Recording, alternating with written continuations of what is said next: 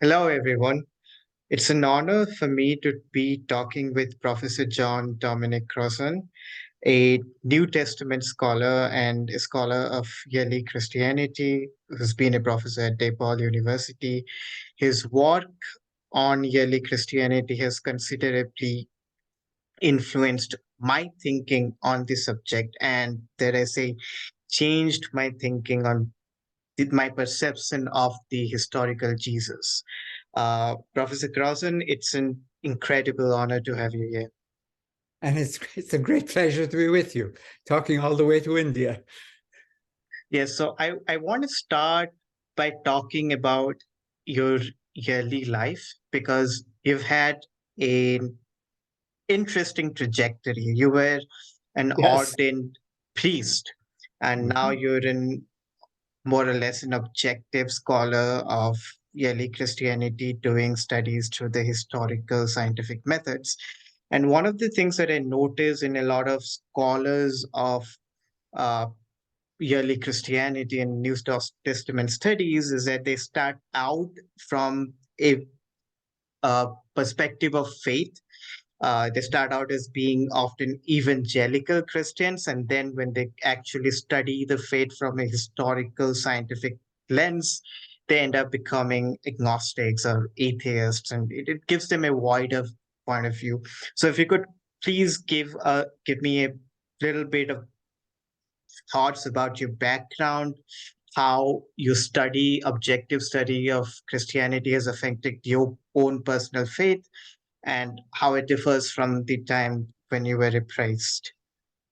And it is really important to do this. Sometimes it's just background, but in this case, no. I grew up in Ireland. That's crucial. I grew up in Ireland where Roman Catholicism is largely the wallpaper of the country. You take it for granted. It's not drummed into you. This has to be taken literally. If you're doing the Stations of the Cross, say as a young boy, nobody says, now, Pilate really existed. And Jesus fell 3 times, not 4, not 2. You're allowed to absorb it, serenely, calmly, as it were. Second point, I went to a boarding school, as in India, so in Ireland, when when the tides of the British Empire receded, they left very often educational customs behind them, and schools sometimes as good as anything in Harrow or Eton. So in the wilds of Donegal, between 1945 and 1950, I went to a boarding school run because the small towns couldn't afford to have their own school.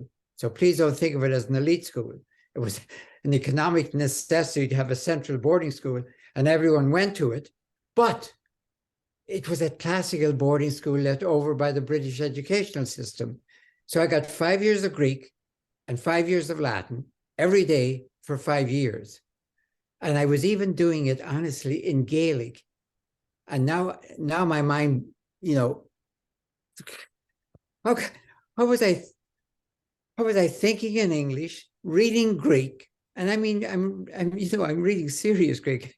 I'm reading Homer, and I'm speaking Gaelic, and we were all doing it. So I didn't think this was impressive at all. Everyone was doing it. And we used to play the teacher, letting on that we really had done our Greek homework and knew it, but we just couldn't come up with the Irish word. So that was my background. Now, at the age of 15, I decided, nobody pushed me at all, that it looked like the most fascinating thing I could do with my life was to become a monk, not a priest. That was a sort of a subheading, because I had been an altar boy since I was 8. And I was used to all that stuff. I'd gone, the classical boarding school was run by priests. It wasn't a seminary now, it was a boarding school. So I thought they were great teachers. I had no objections with them, but becoming one of them, boring. I knew all that stuff. But then some monks came, actually just recruiting. They came to the school. And I thought, coming a monk in Africa, that's what they were talking about. A missionary monk, not just a priest, but eventually a priest. Wow. At 15, I thought that was the most exciting thing I could do with my life. And exciting is the word. It really was. It wasn't like giving up my life for Jesus. None of that. I thought Jesus had the best show in town, and I was going to join the show. So, but what happened when I entered the order, it was a 13th century order. When I entered the order, they said, wait a minute, you have 5 years of Greek and 5 years of Latin. You're not becoming a missionary, you're becoming a professor. So they decided in 1950, my life. I made no decisions. And when I was ordained in 57, they said, you're going back to Ireland as a courtesy, because we took you from there. I'd been in America. You're going to become a professor, get a doctorate, and then we're sending you to Rome to specialize in scripture. And I said, yes, Father. Yes, Father, that's fine. I was perfectly happy. But then what happened, I spent 2 more years actually in archaeology in Jerusalem. Then what happened was there was a clash between being an honest scholar, saying what I had found, and being an obedient priest. And it came to a crux in 1968, when the Pope issued the encyclical about birth control, the Humanae Vitae, and I think it was August 68, and said nobody, no Roman Catholic, under pain of mortal sin, can use any form of birth control except rhythm or celibacy. And basically, I went on television because I was invited, PBS in Chicago, and I said, well, he's wrong. He's the Pope, but he's wrong. So, of course, the Cardinal Archbishop of Chicago the next day called my religious superior, who defended me, of course, because orders defend their own. Cardinal Cody of Chicago said, show cause why I wouldn't be pitched out of the diocese within a week. Now, at that point, I decided, okay, I think it's time to leave. I can't be both.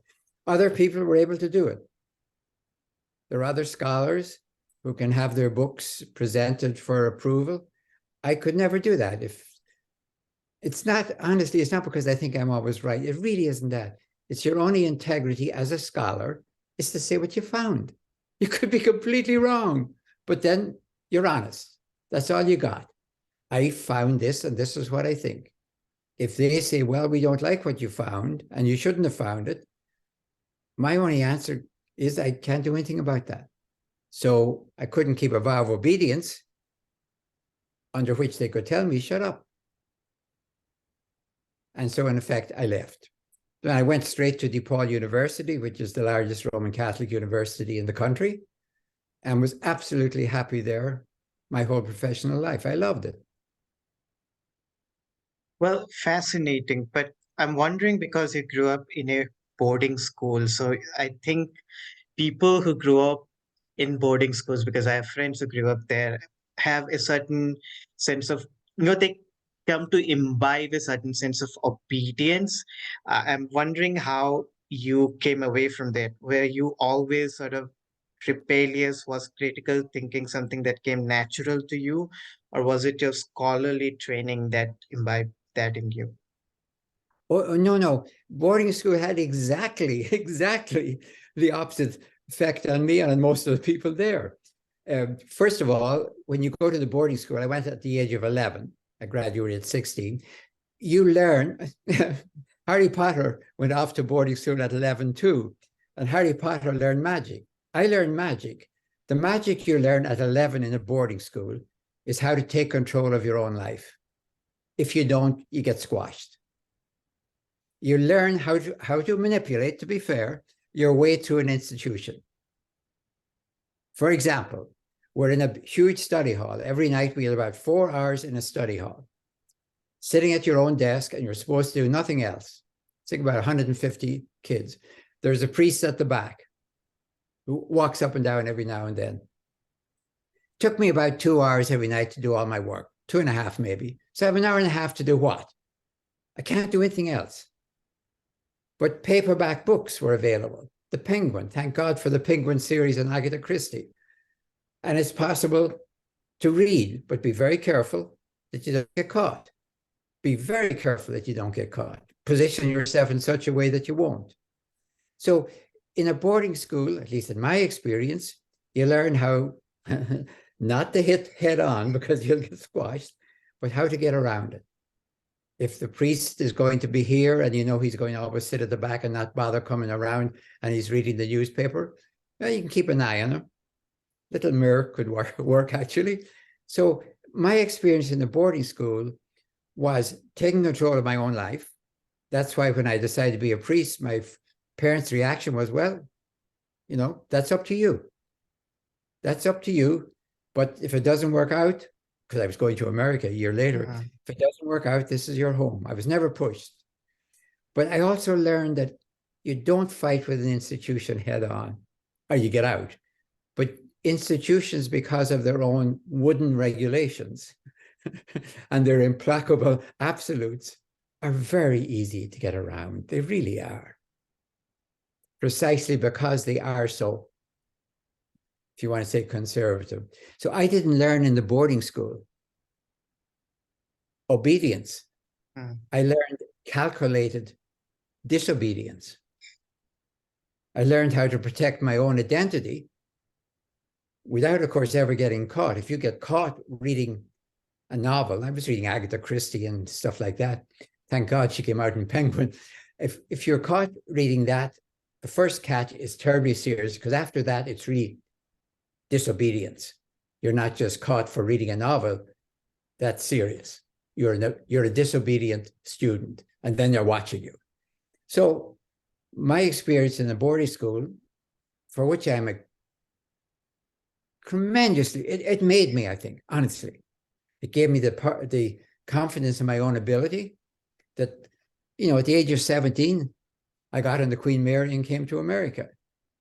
I don't even remember being homesick. I was so used to being away.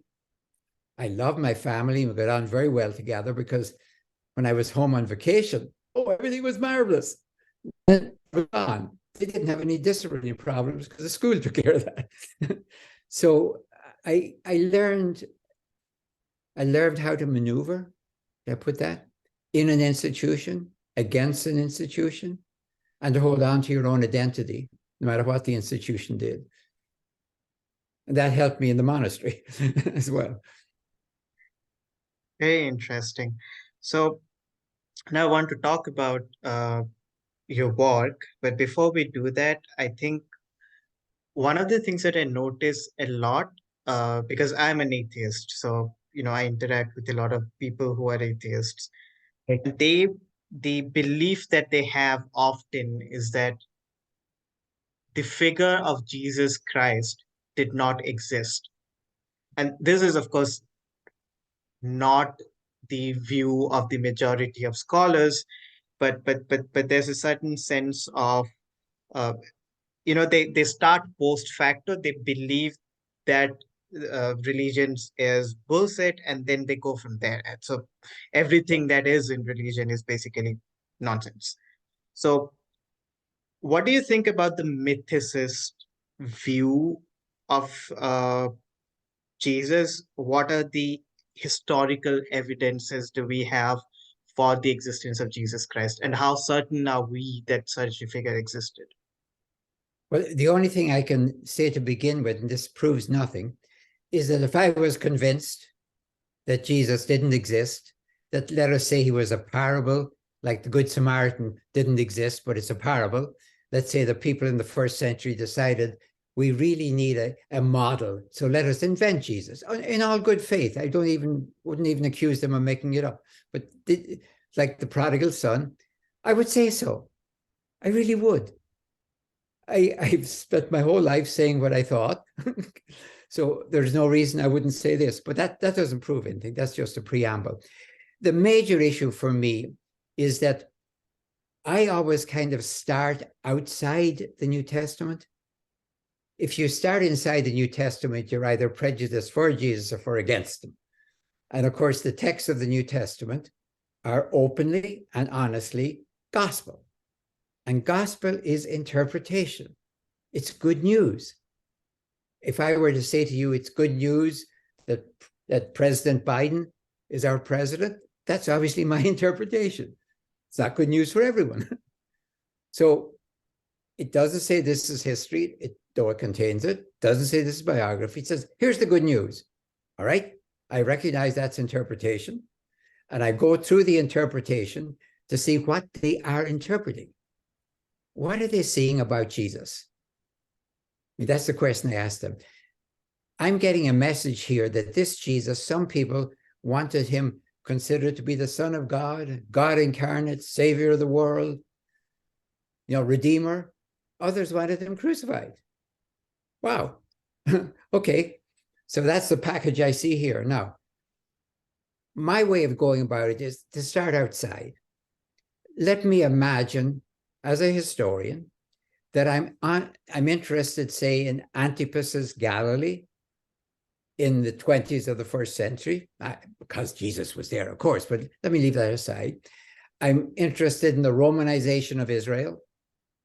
And I could say I'm interested in the Romanization of Israel because I grew up in the backwash of the Britishization of Ireland, which you know all about, of course, in India. So yes, I'm interested probably in my genes in the receding tides of imperialism. And yes, I'm interested probably because of that, maybe, in Roman imperialism. I honestly don't know. It could be there. If somebody said, well, you're Irish and that's why you're interested, probably. But that wasn't what I set out to do. I just set out to be a scholar, and it told me I had to choose some scholarly project to work on. Okay, so the main one for me is that I see in the 90s of the first century with Josephus, the Jewish historian, and in the first decades of the second century with Tacitus, that both of them have to explain why these weirdos, Christians, are around. They're not really interested in Jesus, the Christ in himself, but they have to explain, like if you're talking about Aristotelians and Platonists, and you ask me who they are, I'm going to have to talk about Aristotle and Plato. And if you ask me around the year 100, who are these weirdo Christians? I keep hearing about them. They're always in trouble. Let's say I'm a Roman official. Every time I hear about them, there's trouble. Who are they? Well, their founder was called Christ. That's where we get the name. He started a movement over there in Judea. We Romans crucified him. And surprisingly, that didn't stop the movement. So they're still here, all over the place, even in Rome. Now, I think that's an honest Roman narrative from, say, the year 100 in round numbers. And they're only doing it, of course, because I think Christians are still around. Maybe Josephus might have it, but I doubt he's interested. So I start there. Then I really read Josephus. I try to see what's going on in Antipas's Galilee. Now, of course, I'm focusing on Antipas's Galilee in the 20s because I know Jesus and John the Baptist were there. So I am cheating a little, but I'm saying, okay, fine. Let me focus on Antipas. What's he up to? Why does he change his capital from inland Sepphoris to lakeside Tiberias? Okay, what's he doing there? Because you don't change your capital without a serious reason, because if you'll excuse the expression, it really pisses off everyone. You know, if I'm a rich aristocrat, let's say I'm high in the court of Antipas, what am I going to do with my used villa on Sepphoris? 20 miles now I have to move. I can't commute every day. So I'm really annoyed. And if I'm a little peasant who comes in and I can just maybe do small contracts in an alley, I've lost that. You're going to annoy everyone. You don't move your capital. So just imagine trying to move Washington. You don't move your capital without a serious reason. So I have to ask, as a historian, what is Antipas up to? I'm trying to read his mind by looking at his actions. I think he is over to commercialize the lake. That's the only reason I can make for moving his capital and moving it there. He's over there to commercialize the lake and make it part of what Roman imperialism is: Mediterranean globalization. They ain't just grabbing land because they like land. They're making a ring around the Mediterranean, which is globalization. And I'm not just kind of trying to be wicked and use a modern term. It's about business. It's about commerce. It's about industry. You can't run this whole thing by the legions. It's too expensive. You have to be making money. The British Empire knew that too. You can't just grab all this land and guard it with their dragoons because it's too expensive. So you need collaboration. You know all of this stuff as well as I do. But that's where I see the traction. Now, that's as thick a description I can give you in a few minutes of what's going on, say, in the 20s in Antipas's Galilee. He's probably making his second major play to become king of the Jews, like his father. I'll do so well here. I'll commercialize the lake. I'll get into Roman globalization. My salted fish, my dried fish, my garum fish sauce will be taken over to Tyre, out into the Mediterranean. Good. My taxes will go up. Rome will see it and they'll say, whoo, let's give this guy the whole country like his father. I'll be king of the Jews. That makes absolute sense. It makes tremendous sense. And he's still a very young man. So now I shift now over to the New Testament. And right away, when I open Mark, which scholars consider the first of the Gospels in the New Testament, what do I find the first thing Jesus does? He goes for fishermen. Oh, that's great fun. I make you fishers of men. Ha, ha, ha. Isn't that? These are precisely the people that give him traction. Of course, he's in the great tradition of the justice of God, and God's going to bring justice to the world, all that lovely stuff that the prophets have been saying for 500 years. And I might be saying on the shores of Galilee, where the heck is it? I don't see it. We see empires getting stronger and we're losing our land even more. I can't fish now. I can't launch a boat without a tax. I have to sell my fish if I catch anything to his fish factories. I no longer can just grab a fish. That's not fair. What do we do wrong? This is not just. Those are the ripe constituency for the Jesus movement. That makes absolute sense to me. If Mark is making this up 40 years after Jesus in the 70s, he knows an awful lot of stuff. He's really good. Now, if I see Jesus standing there and saying, everyone come to me, and the crowds are all coming to him, I don't know. There's something missing. This is maybe from the 50s, the 60s. This is Mark in the 70s projecting backwards, and he doesn't know stuff. But when I see it, and there's so much fishy stuff, and even the multiplication of the loaves and fishes, of course it's a miracle. Did Jesus do it exactly? No. It's a miracle in a parable. But imagine that story going around that Jesus multiplied the fishes. He took the fishes that were there and he multiplied them. Forget the loaves for a moment. The fish. Why loaves and fishes? Why not loaves and wine, or bread and wine? Fish. All of that comes across to me and say, okay, Jesus has a tradition that gives him power, but without the traction, the traction of the moment, the traction of the northwest quadrant of the Sea of Galilee. Look at them, fishing villages, Bethsaida, Capernaum, Magdala. All his main companions, first followers, are involved in fishing. So when Tiberius is plunked down there, for me, that makes such absolute sense that I don't know how Mark knows it. 40 years later, unless the tradition has held on, as tradition tends to do, to symbolic opening moments. Jesus comes and says, leave your boats, come with me. Oh yeah, their boats are pretty useless now. And I don't see it like Jesus is offering them a new day job. I think what they're getting clearly is we know they're not the poorest of the poor. They are not. They're not the poorest of the poor. They're people who yesterday, as it were, had at least a kind of a job that could bring some extra protein to their families, and all of a sudden it's gone. And we did nothing. That's not fair. Those in every revolution, peaceful or non-peaceful, those are the people to watch. The ones who lost out. Not the poorest of the poorest of the poor who have figured out how to beg their way through life. They may later be your constituents, but they won't be your first ones.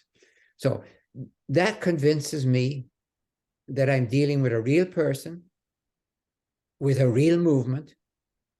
And of course, then the layers of interpretation will grow around that person. And I may have to do a sort of a literary triage and say, I think this came from Jesus. I think this came from the tradition about Jesus. And I think this came from Matthew, Mark, Luke, or John writing. And then in doing that, I'm tremendously added by the consensus of scholarship that Matthew and Luke are using Mark as their main source. And I can literally watch them changing Mark. I can watch them invent stuff. So I'm reading like in parallel columns. I'm reading, what's that, horizontally. And I can see, Matthew is changing, Luke is changing Mark, because I have Mark, of course. I see how they're inventing gospel. And then I can ask myself, okay, if Matthew and Luke invent gospel, then of course Mark was inventing. So I don't make the mistake of reading Mark and say, oh, now we have it. But I am watching a tradition form, and it's absolutely convincing to me. Now, whether I think, for example, that what John, the Gospel of John, says about Jesus is right, historically, that's one question. Historically in the 30s, no. Historically, maybe in the 90s, yes, for his community. So I find it terribly unpersuasive that Jesus was not a real human being. I really do. I find it hard to argue with somebody, to be honest with you, because, you know, if you can't disprove a negative, it's like somebody saying that the Holocaust doesn't exist and everything about it is propaganda made up. It's awfully hard, because everything you show that person, they say, well, that's just made up.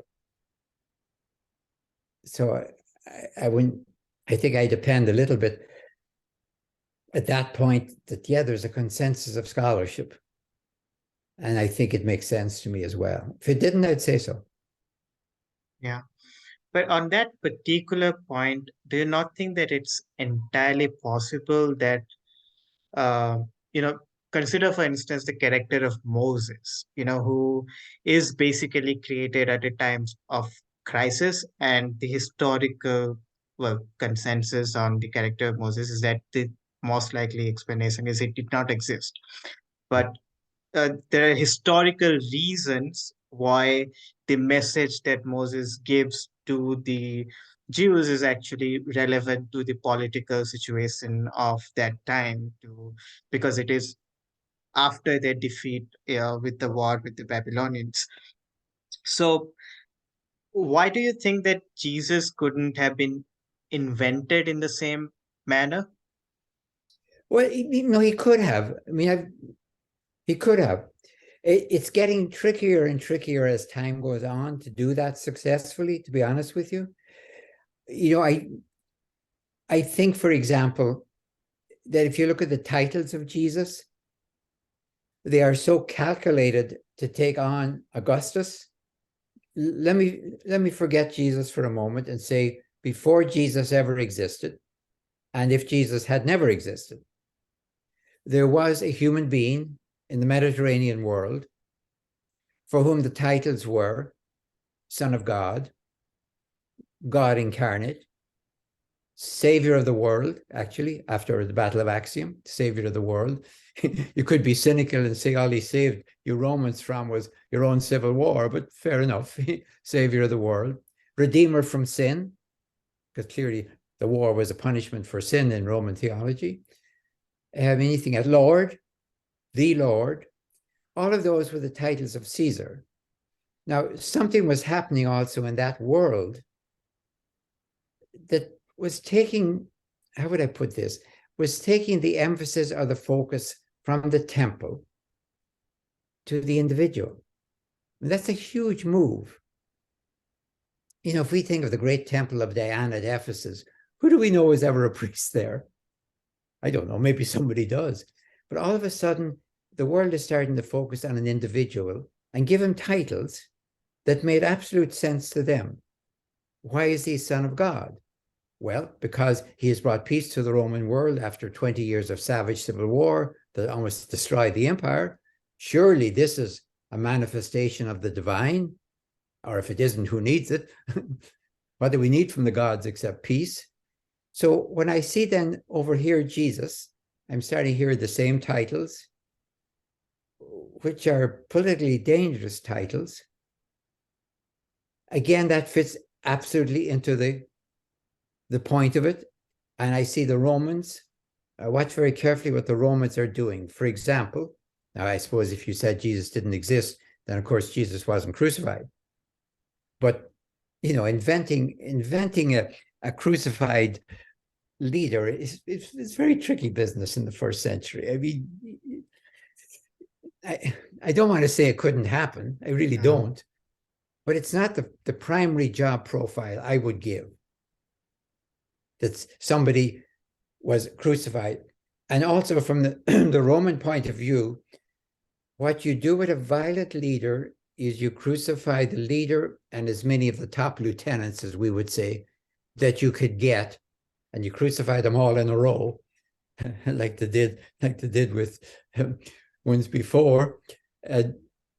What do you do with nonviolent resistors? The people we call activists, that's our term. An activist is somebody not who's just talking, neither is he violent, but he is doing maybe a ritual act of civil disobedience or something. He is what the Romans called, he's subversive. That's their word for it. Or he's creating a tumult among the people. That's their law terms. Jesus fits exactly into that mold. Again, I have to ask, why? Who would invent such a person? I can really see somebody inventing a Joshua-style leader in the first century and saying, if only we trust God, the angels will come and fight on our side. Oh, you of little faith, take up your swords and don't worry about the legions. I have to wonder, okay, now, does the invention make sense to me? Even if you grant, you know, it's a very good invention in terms of the traction and everything else I was talking about at the Galilee of the 20s. A non-violent rebel, and we're going to call him the Messiah. It's possible, but I can't buy it. But I don't know if I can disprove it. Let me be very clear, because you cannot disprove a negative. That's very important. You really can't. If I were to say that everything that happened with Gandhi, say in India, was a creation, and everything that you show me, your evidence, including his own works, well, that's all propaganda made by his followers. That's all made up. Yeah, the story about what happened on the train, you know, no, out of Peter Marsburg. No, I know that. There's a statue there. Okay, sure, we put up a statue. All of that can be dismissed. If there's a calculated movement, for example, to dismiss Gandhi, if you could imagine the British Empire trying to do that. So he just doesn't exist. They're just making this guy up. Of course, it could happen. I don't think it did happen. And if somebody said it did happen, I think I would say the evidence is against it. I don't find it persuasive. And that's sort of where I am with Jesus, to be honest with you.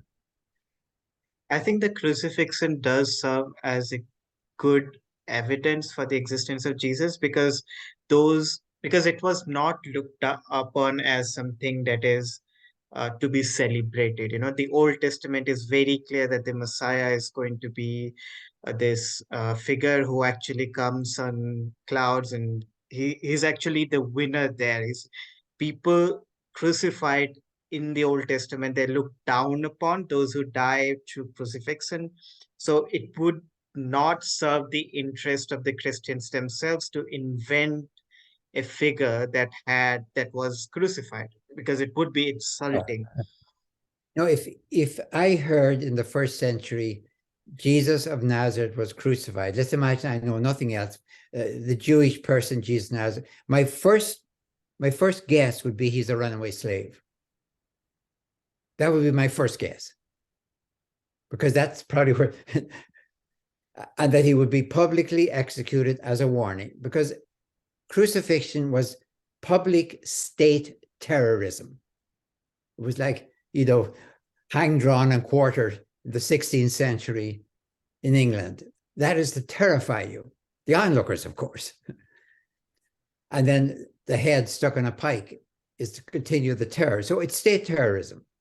Otherwise, you could just, garrote Jesus in the barracks and dump his body. Why would you bother with the ritual, if I may use that term, the horrible ritual of public? You have to beat the person, flog the person first of all, so they're weak enough that they won't fight you all the way. But you have to be a trained torturer, so you don't beat them to death.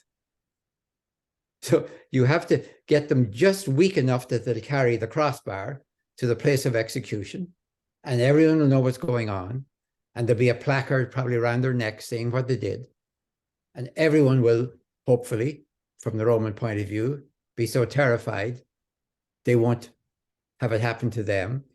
It really, you'd have to almost know the story to know, well, a pro-Roman would say, well, he must have been guilty because Romans never crucified anyone except he was a thief or a robber. He'd have to be a big shot robber to be worthy of crucifixion, or a runaway slave. So again, that's extremely difficult to imagine. I don't want to argue with somebody who says it is, because I honestly don't know if you could win, because who knows what's possible. I've heard lots of stories I wouldn't believe that somebody pulled off some deceit. And in this country at the moment, there's some millions of people who believe the last election was a fraud. I live with them. I hear of them. I don't know whether they're being sincere or just playing a game. So if somebody wanted to insist that Jesus didn't exist and the crucifixion, the whole thing was an invention, I know I will lose the argument with them, but I will also know that the vast majority are not with them. Apologies, actually, the light went off, but can you hear me? I can hear you, right? I can hear you fine. All right. So, the other evidence that I find convincing is the fact that we know that there are people who actually met Jesus, and we have plenty of good evidence that they existed. James, the brother of Jesus, nobody doubts that James existed, for instance. No, Paul meets James. So I think there is more than enough evidence to assert the existence of Jesus, which is why the idea of mythicism propounded by the likes of Robert Price or Richard Carrier is kind of surprises me. Well, let me pick up what you just said, for example, because it's very good. Go back to Josephus, as you well know. Josephus tells us that James, and he says he's the brother of Jesus, so he's the same James that Paul talks about and we find in the Acts of the Apostles. This is James of Jerusalem, James, the brother of Jesus, James the Just, he's also called, James the ascetic. He, in the year 62, now that's really late, that's 30 years at least after the death of Jesus, during an interregnum when the governor had left and the new governor had not arrived, the high priest, also of the house of Annas, by the way, put him to death. And James had enough support among, I think, Pharisees, not just among, whatever you want to call the Messianic Christians, but Pharisees, that they toppled the high priest. Wow. And that's from Josephus. And he also, in that context, he calls Jesus the Christ. That doesn't mean he believed he was the Christ. I don't think he did. But Josephus knows he was called the Christ. So even if we only had Josephus, forget the New Testament, we would know that there was a guy called Jesus, And we know what Josephus said about him in that place I mentioned before. And then in that other place, he mentions Jesus as the Christ. So Josephus doesn't believe he was the Christ. He thinks Vespasian was the Christ. So I can do pretty well in my most recent book. Sorry, this is an advertisement. Render unto Caesar. That's exactly what I'm talking about. If you look at just at Josephus, you get an awful lot about Jesus called the Christ. But of course, you could say, well, all of that was a Christian interpolation into Josephus. Josephus didn't say that. But again, the evidence is Josephus did say it. As you mentioned, nobody has ever disputed that I know of the statement about James, the brother. And the evidence is very compelling. You'd almost want to know, well, why is it important to bother denying it? Why is that important to you? If you were using the mythical arguments that I've sometimes heard used, well, Jesus is the Son of God and there can't be a Son of God, therefore the whole thing is made up. I'm going to say, well, I'm sorry, but Augustus was the Son of God. He was the adopted son of the divine Julius Caesar, and he also was born of Apollo and his mother Atia in the temple of Apollo. So he's a son of God by descent. He's son of God by adoption. He's son of God by senatorial decree. He's so many ways son of God that I've lost count. So we're in a world where even this mythological baggage, as it were, was current. But of course, if you apply this to Jesus, that sort of stuff gets you executed. So it's all right having your own little Lord, but just don't say that your little Lord is the Lord, because the Lord is Caesar. So all of that together convinces me.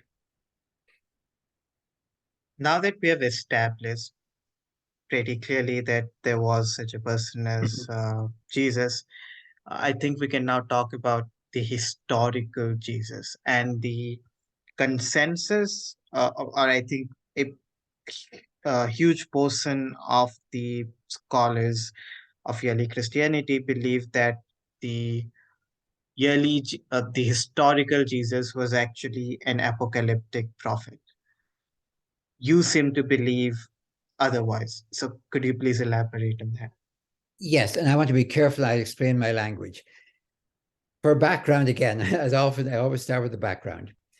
If you imagine the imperial situation, you've had the Babylonians, well, go back. You've had the Assyrians, you've had the Babylonians, you had the Medes. Now, the bad. Okay, the Persians looked very good. The Persians, after all, had sent them home from Babylonian exile. Maybe empires were getting better.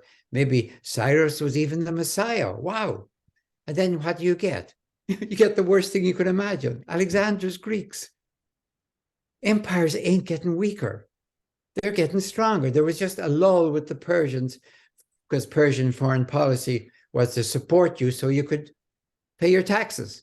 The Persians invented the Marshall Plan before its time. You put conquered people, beaten people back on their feet so they can pay their taxes. Then what did you get? You got the Syrians and the Egyptians fighting 6 wars in the 20s, from say 270 to 170, with the Jewish homeland as the battleground. Then you got the Romans. Yeah, I can understand. I really can. Maybe because I'm Irish. A certain point when people say, it's hopeless. I mean, the prophets have been telling us that if we're faithful to the covenant and live our lives in union with God, God is going to take care of it. When is God going to do it?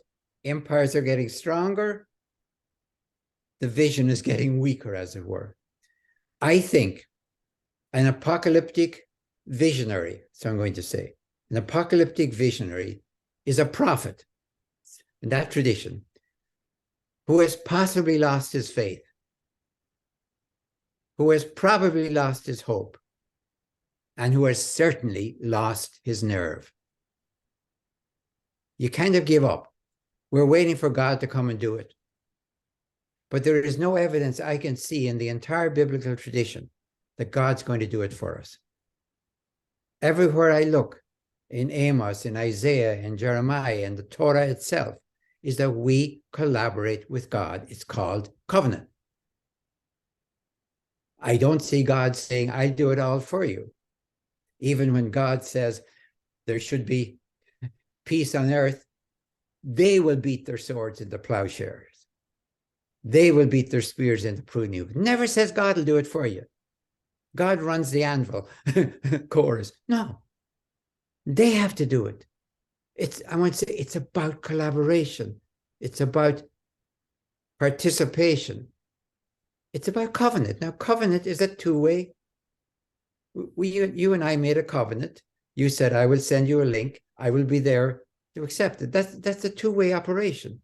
You couldn't have done it by yourself.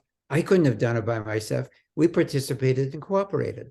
It's like, duh, that's all over. Now, all of a sudden, you can actually see the moment of it happening in the text of Daniel. In the first 6 chapters of Daniel, we're imagining Daniel as a sort of a prophet, and he's a courtier at the Babylonian court, as it were, long before the story. And Nebuchadnezzar has a dream. Can Daniel decode the dream? Of course. He prays to God. God inspires him. He translates the dream. Now go to the second half of the book. Daniel has a dream. He can't even understand his own dream. An angel has to come and tell him what's going on. Daniel 7, for example.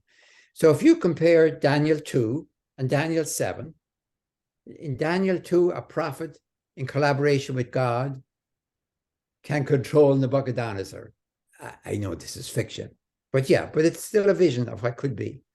Now let me go to chapter 7. I don't know what's going on now. Even if I have a dream, an angel must come. That's what I call loss of nerve. That's not Isaiah or Jeremiah or Amos or Micah. That's the power of Greek culture and Roman power almost overcoming you. And you're saying, all I can do is pray, wait, hope that any day now, God is going to do it for me. It's about intervention, not collaboration. And I think at that stage, you've given up. And that's what we know. It never worked. It hasn't worked in 2,000 years. You can still, of course, if you're a Christian today, say, well, next week, next month, next year. But you have a very bad record. So I'm not convinced that Jesus, by the way, I again have no problem. If I thought Jesus was an apocalyptic seer, I would say it, because at least I understand how you would lose your nerve. I mean, I know from my own Irish history that after the 1916 rebellion, people might have said, we give up. And they probably would have, except the British turned them into martyrs, shot them all. If they had sort of booted them off into prison, most of the country would have said they shouldn't have done it. So you watch very carefully what happens. And as I see it, again, I can't even understand it. How would people come up with the idea that it didn't happen? I have trouble understanding it, honestly. Well, the evidence presented in support of this argument would be that during the time of Jesus, we know that there were people who claimed to be apocalyptic prophets, who claimed to be messiahs and everything.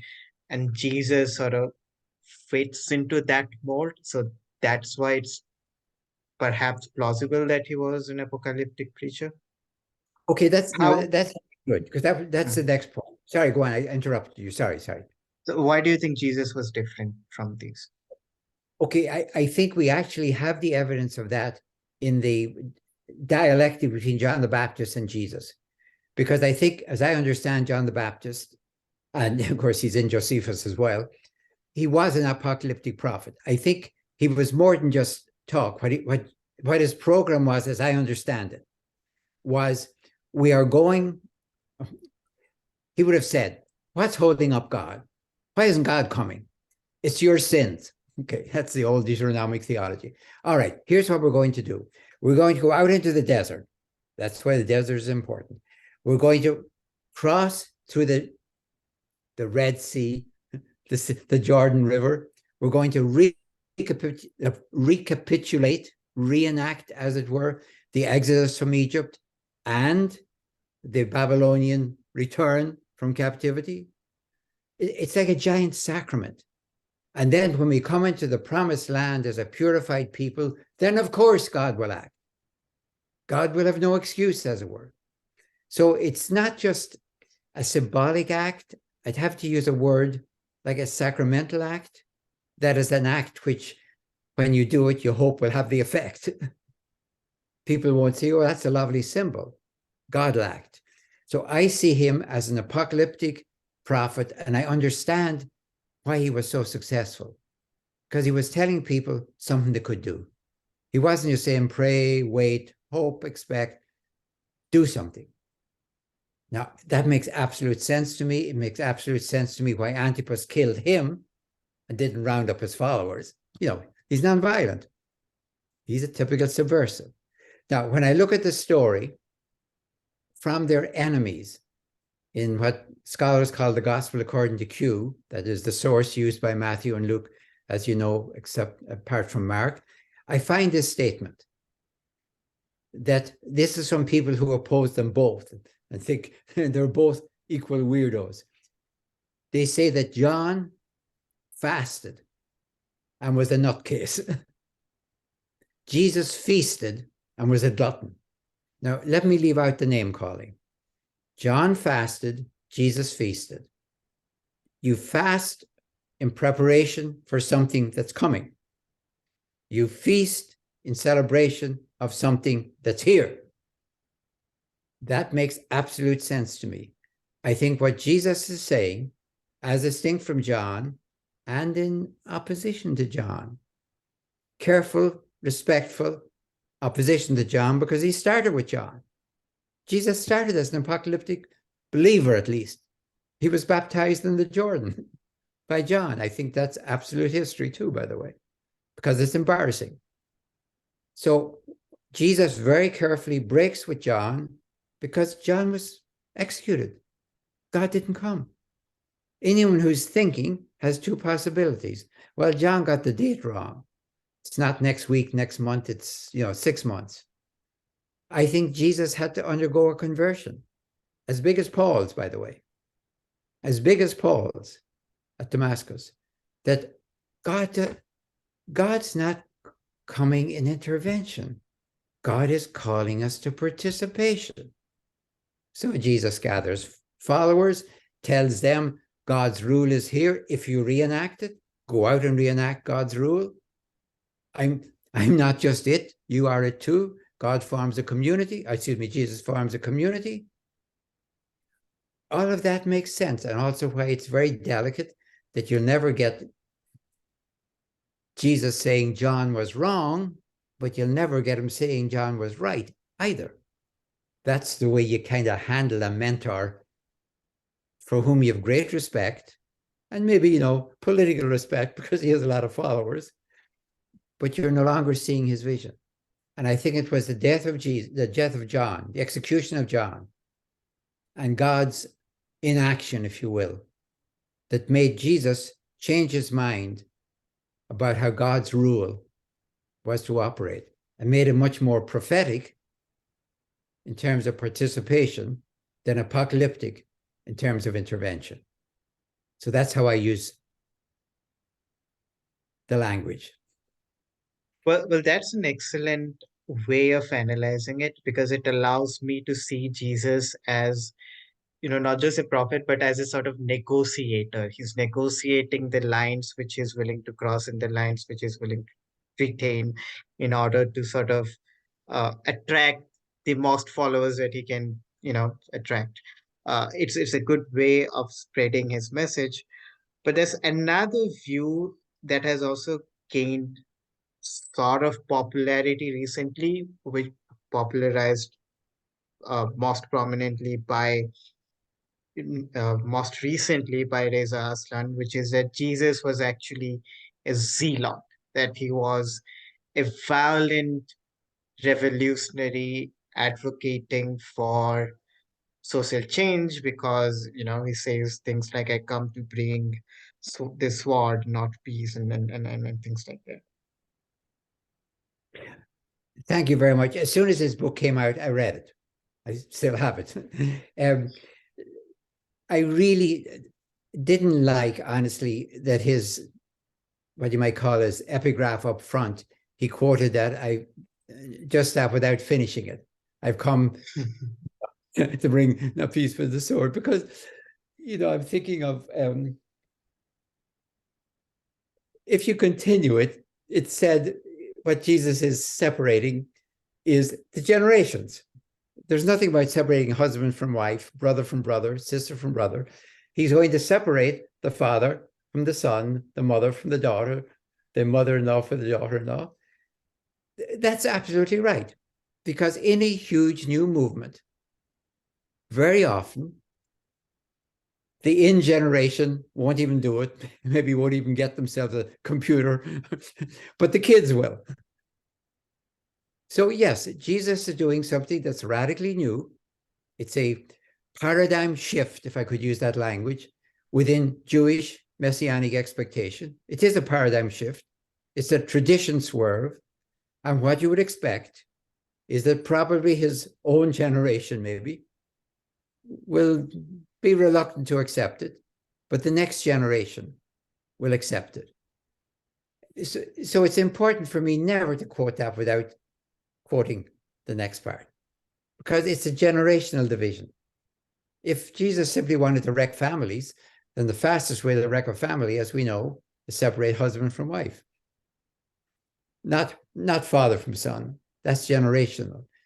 So I think something else is going on there.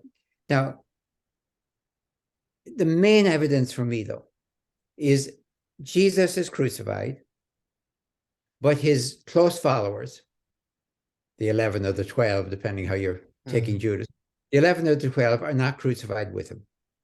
If Pilate had a hint, and we know a lot about the volatile nature of Pilate from Philo and Josephus, if he had a hint that somehow or other this group were even potentially violent, possibly violent, even though clearly they have no real weapons, but anyway, if they might pick up stones even, there'd be 13 crosses up there or 12. But in Roman law, and this is from I give it in my book, Rendered. In Roman law, on subversive persons, that's the title, on subversive persons, it says that anyone who is subversive or creates a tumult among the people. Now, that's the definition of an activist for me, not a violent person. And it's civil law. They must be, according to their level, be crucified, thrown to the wild beasts, or sent to an island. In other words, if you have a kind of an aristocrat and he's doing something like this, you don't want to crucify him because that might give people ideas. Hey, they die just like everyone else. So off to an island somewhere. So by Roman law, if I was just reading Jesus was crucified, that's Tacitus, as I said, Josephus say nothing about rounding up his followers. So if I just had that, I would say, okay, by Roman law, they consider him a subversive influence, nonviolent. So the crucifixion itself tells me, or I might say the individual crucifixion, if I could put it that way, tells me that from Pilate's point of view, this person was a subversive. That's right, actually. He's an activist. That's right. That's what he's doing. He's not just praying for the kingdom of God quietly in his own room. He's telling people it's here if we participate in it. So again, by Roman law, crucifying Jesus alone confirms for me that Pilate got it right from the Roman point of view. This guy is a dangerous activist. He's creating a tumult among the people. So I crucify him as a warning, and I expect them to get the warning and politely disappear. And Pilate might have said to himself, if they're still around 5 years from now, some other governor will crucify the next leader till they get the point. So again, all of that fits to me with what I expect from Roman power, Roman law.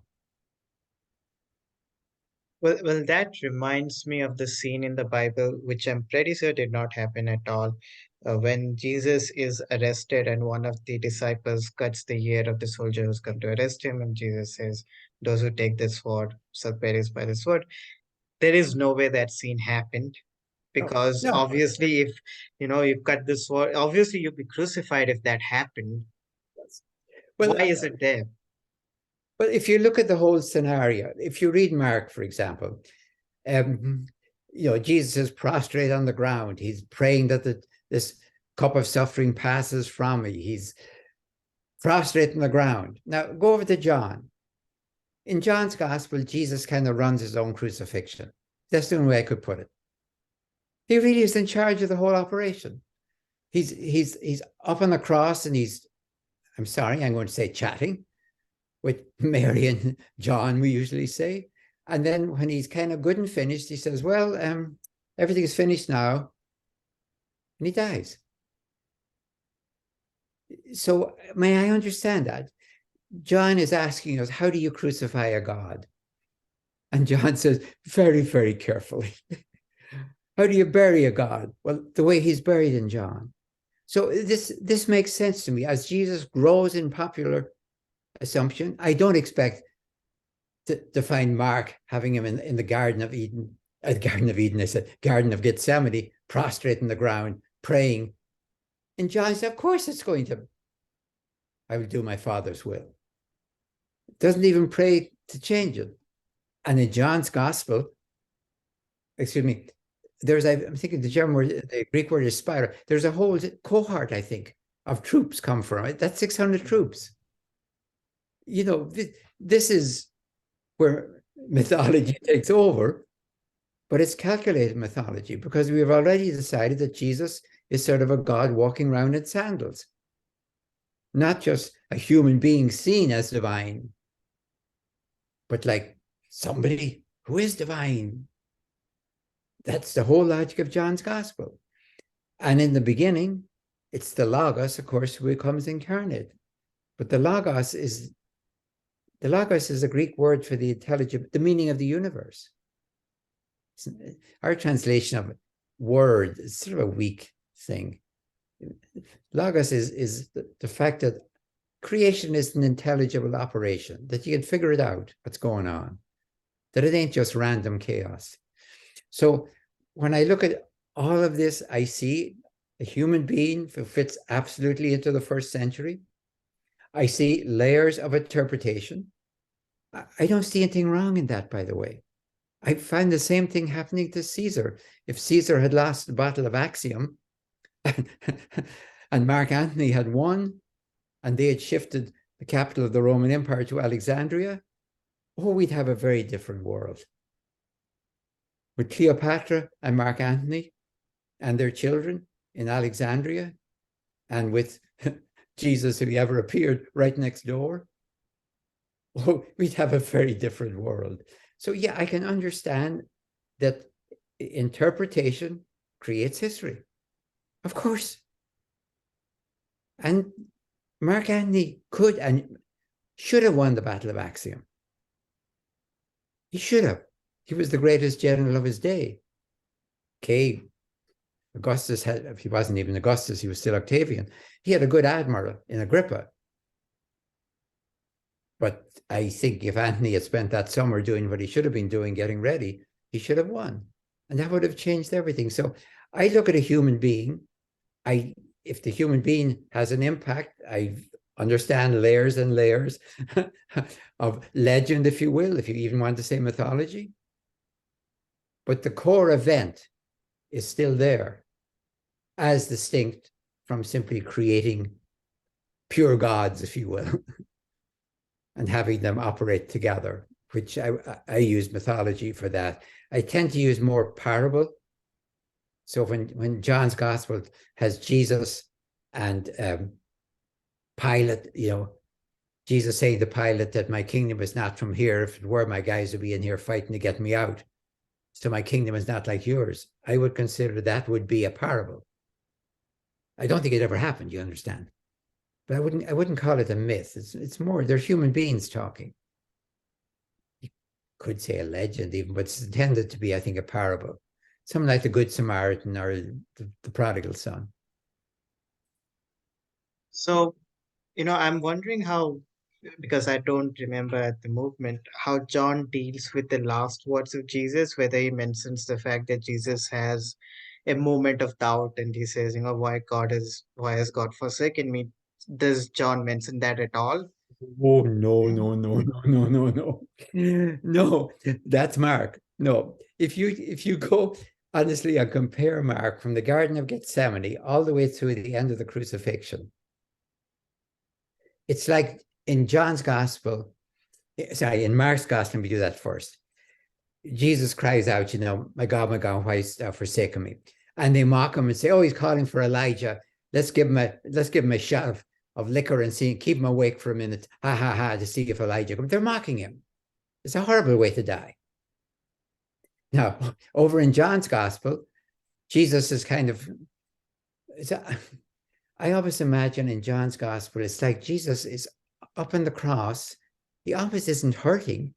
He's just going through a ritual as if this was a play, the Passion Play at Ober Ammergau. And he finally says, it's finished. It's got nothing to do with, it's like, I'm ready to go now because I've fulfilled everything. It is finished. The danger of John's gospel is you could easily conclude Jesus isn't real at all. That's where you could really say, oh, I think he might be like a parabolic figure. Maybe if we only had John. Ooh, if we only had John, I mean, there's still things you could pull, but I don't know if we could ever convince people. I don't think I could if I only had John's gospel. But all the stuff that's in there is in there.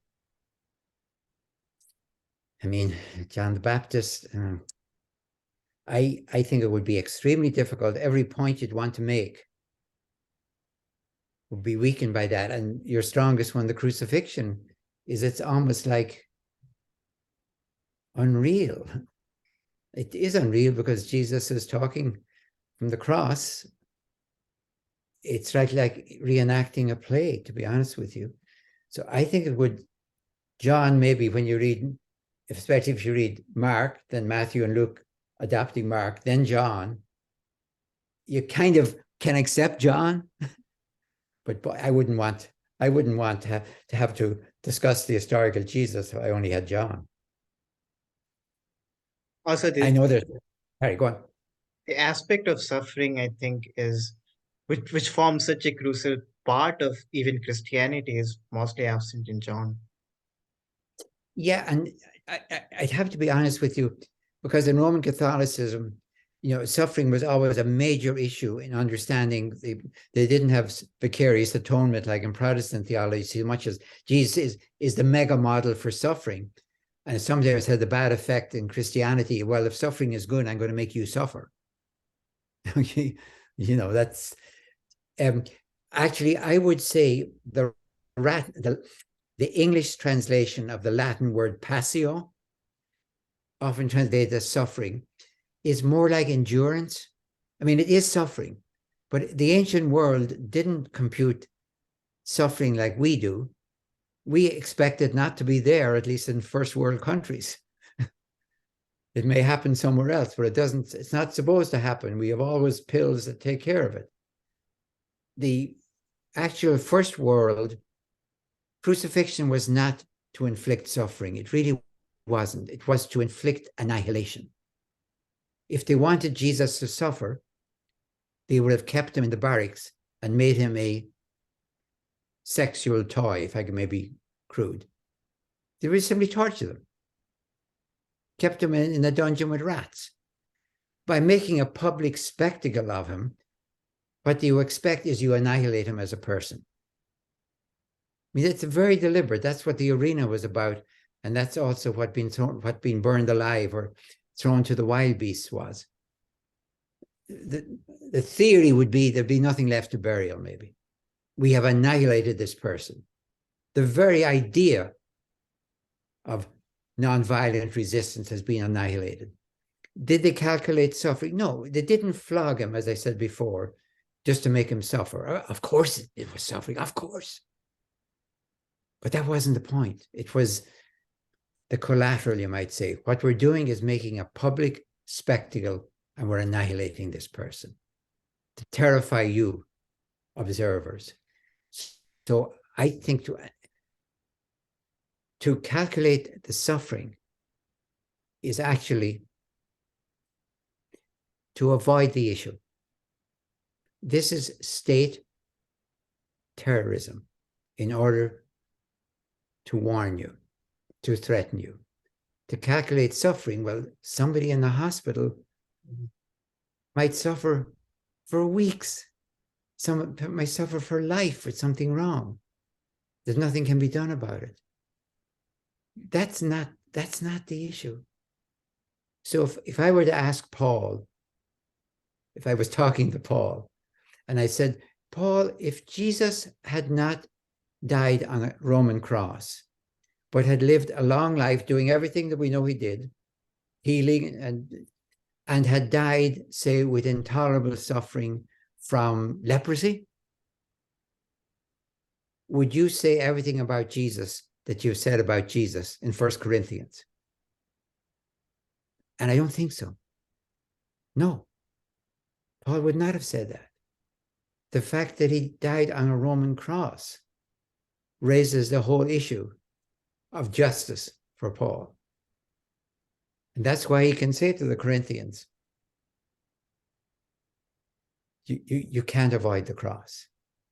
So it's a very good way of trying to think your way through it. If Jesus had died in his bed, with or without suffering, could Paul have talked about resurrection and everything else, and everything would be the same, and nothing would change? I think no, it would change radically for Paul.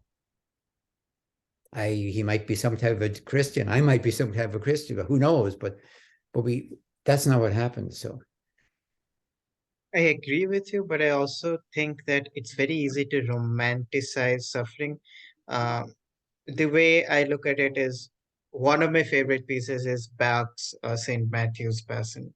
So I understand the appeal of people to romanticize that and not look at it through uh, an objective way because in a spiritual narrative, I understand the appeal, yeah, but no, I do too. from a I do historical too. perspective. I mean, I do too, because, in monastic life, that's part of it. You are not suffering torture. No, let's be clear about that. But the reason you're fasting and the reason you go to a lot of other things in monastic life very often is union with Jesus. But in one sense, that's avoid the issue. Jesus was executed by the state. Now, that's the thing we don't want to talk about after the 4th century, after good old Constantine takes over. We don't want to say, you do understand, Your Imperial Highness, that you're the type of guy who crucified Jesus. You do understand that. That's not going to be mentioned. So there's a vested interest once the empire joins you in not rubbing the empire's nose in what it did to our founder, as it were. And that gets kind of lost, even though in the creed you have, crucified under Pontius Pilate. But then I find when I say execution, it's a little shocking to people, where if I say crucifixion, everyone yawns. In the 1st century, as you mentioned, crucifixion was the shock.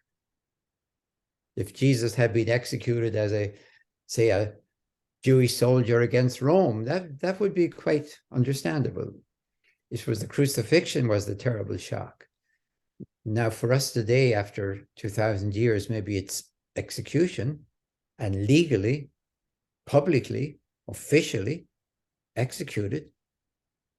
And Pilate, from Roman law point of view, was right to do it.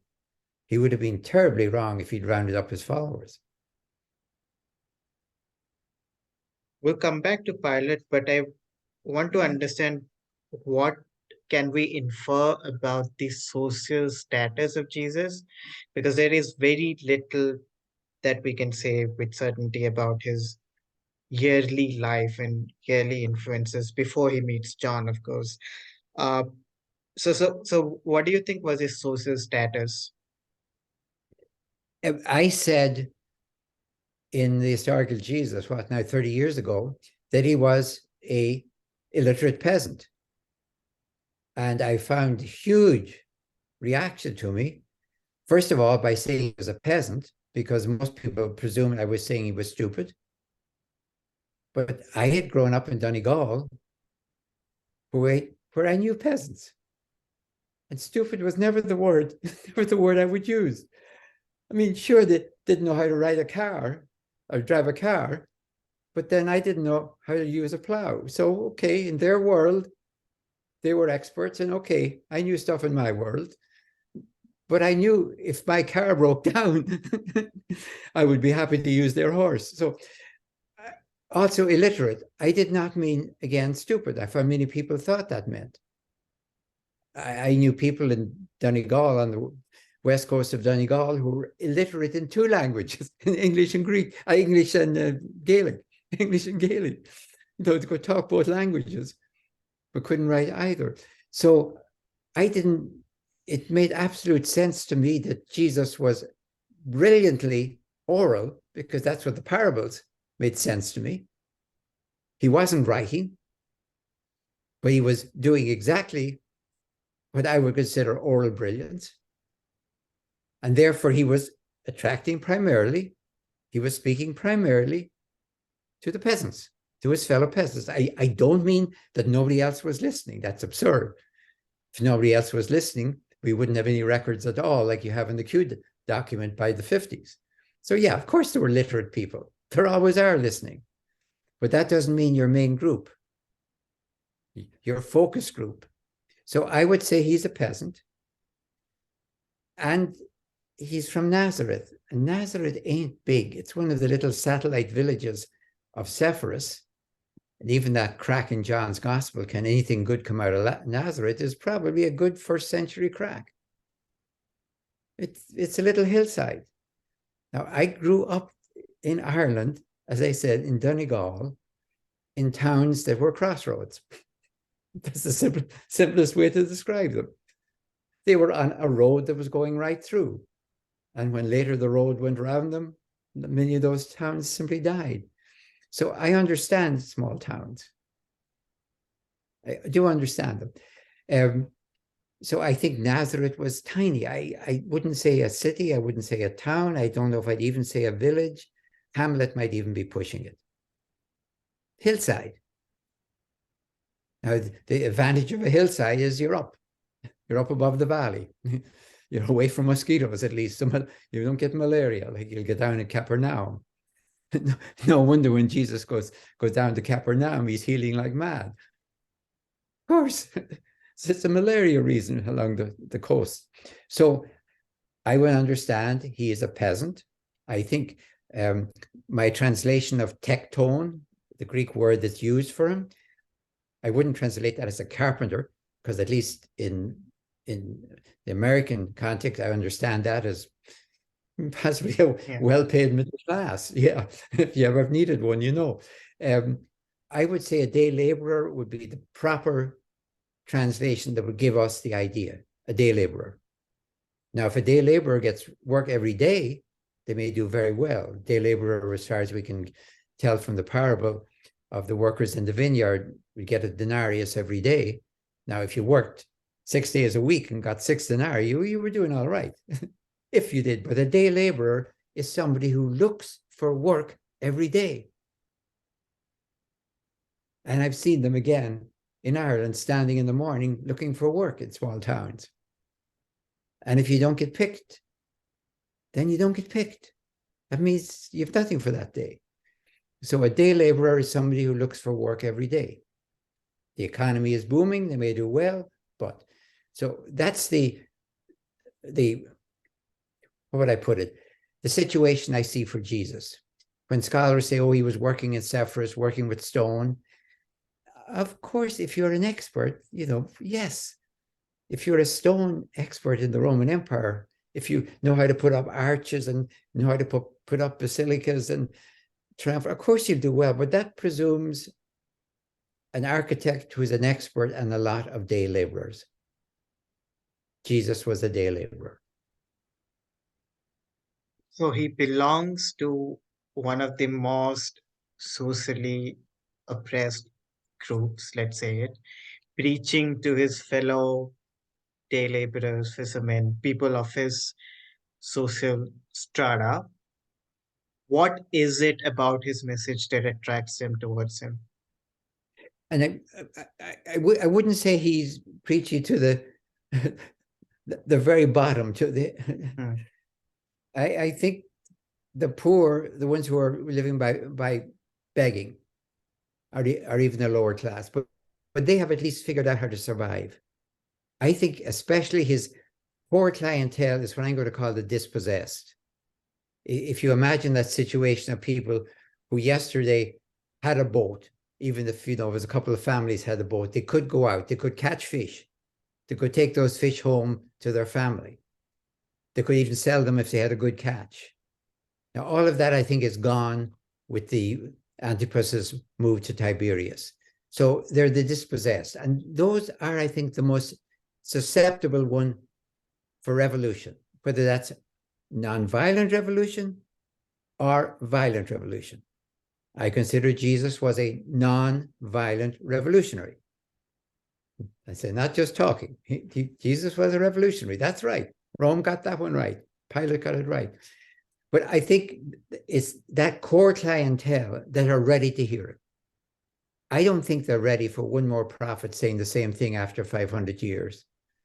In days to come, God will send them. Yeah. I think there's a traction. Remember my word before, tradition plus traction. So sometimes it takes just one little thing that we might think is no big deal, just one more thing in a long line of imperial aggression, but it's like the straw that breaks the camel's back. This is not fair. So I think that's the group he's talking to. I would think that Mary, for example, when we call Mary of Magdala, it's not clear whether Magdala is a place or a title, but that Mary in any case, probably had a good fish business right close to Tiberias before Tiberias was plunked down right next to her. She's ready to listen. So I think that's the core clientele I'm after, the dispossessed. Now it goes out from that towards the literate, who also may be dispossessed. I mean, small alley scribes. By an alley scribe, I mean somebody who knows how to copy a contract. We know them very well from Egypt. We have their work signed by people with X, who can't even sign their name. A peasant who could come in from a small farm, who knows enough to copy a contract, get it signed, small stuff, sit in the alley, make a little extra money. Off goes Sepphoris and the court to Tiberias. Again, we're back to the same thing. He can't travel. So it's the dispossessed I'm watching. And then when I find out, for example, people saying that Tiberias is built on top of a graveyard. Right, that's what I'd say too. I don't believe it for a second. Antipas was very careful with his coinage, not to ever put a face on his coinage, for example. He respected Jewish law. Smart. Put it on a graveyard. Why would you do that? But that's exactly the accusation. Or to say that the walls inside, as Josephus says, are covered with illegal by Jewish law paintings. Sure, that's what I do too, if I wanted to caricature him and to oppose him. So I'm watching Jesus' clientele. I call them the dispossessed, as it were, the recently dispossessed, who know that something has happened here that's not right. And now all of this stuff about justice and fair distribution and the prophet saying the God's rule, all of a sudden this comes down, as Shakespeare says, to take on a local habitation and a name. And you got yourself a movement. Well, that really lines up with Jesus' vision for society, where he says, that the first shall be last and the last shall be first, and the constant repeated condemnation of the rich and wealthy, and him speaking directly to the poor in favor of the poor, uh, whether it's on the Sermon of the Mount or really throughout the Bible. So, what sort of society does Jesus envision for the dispossessed? What does he want them to do? Does he want them to revolt? Does he want them? Does he imagine a society in which the empire is overthrown and the war take over? What is the worldview of Jesus, the vision Well, of Jesus? okay.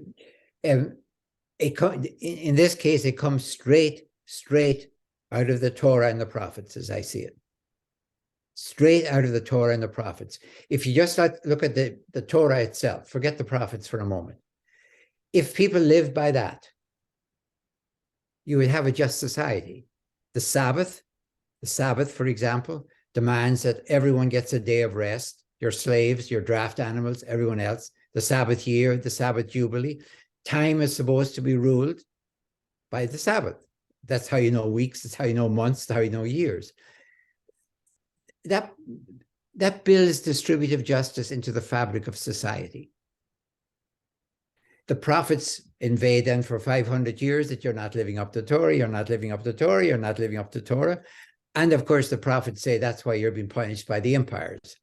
And unfortunately, the truth is, even if they were saints, the empires would have come and did what they did, but at least it keeps the people together.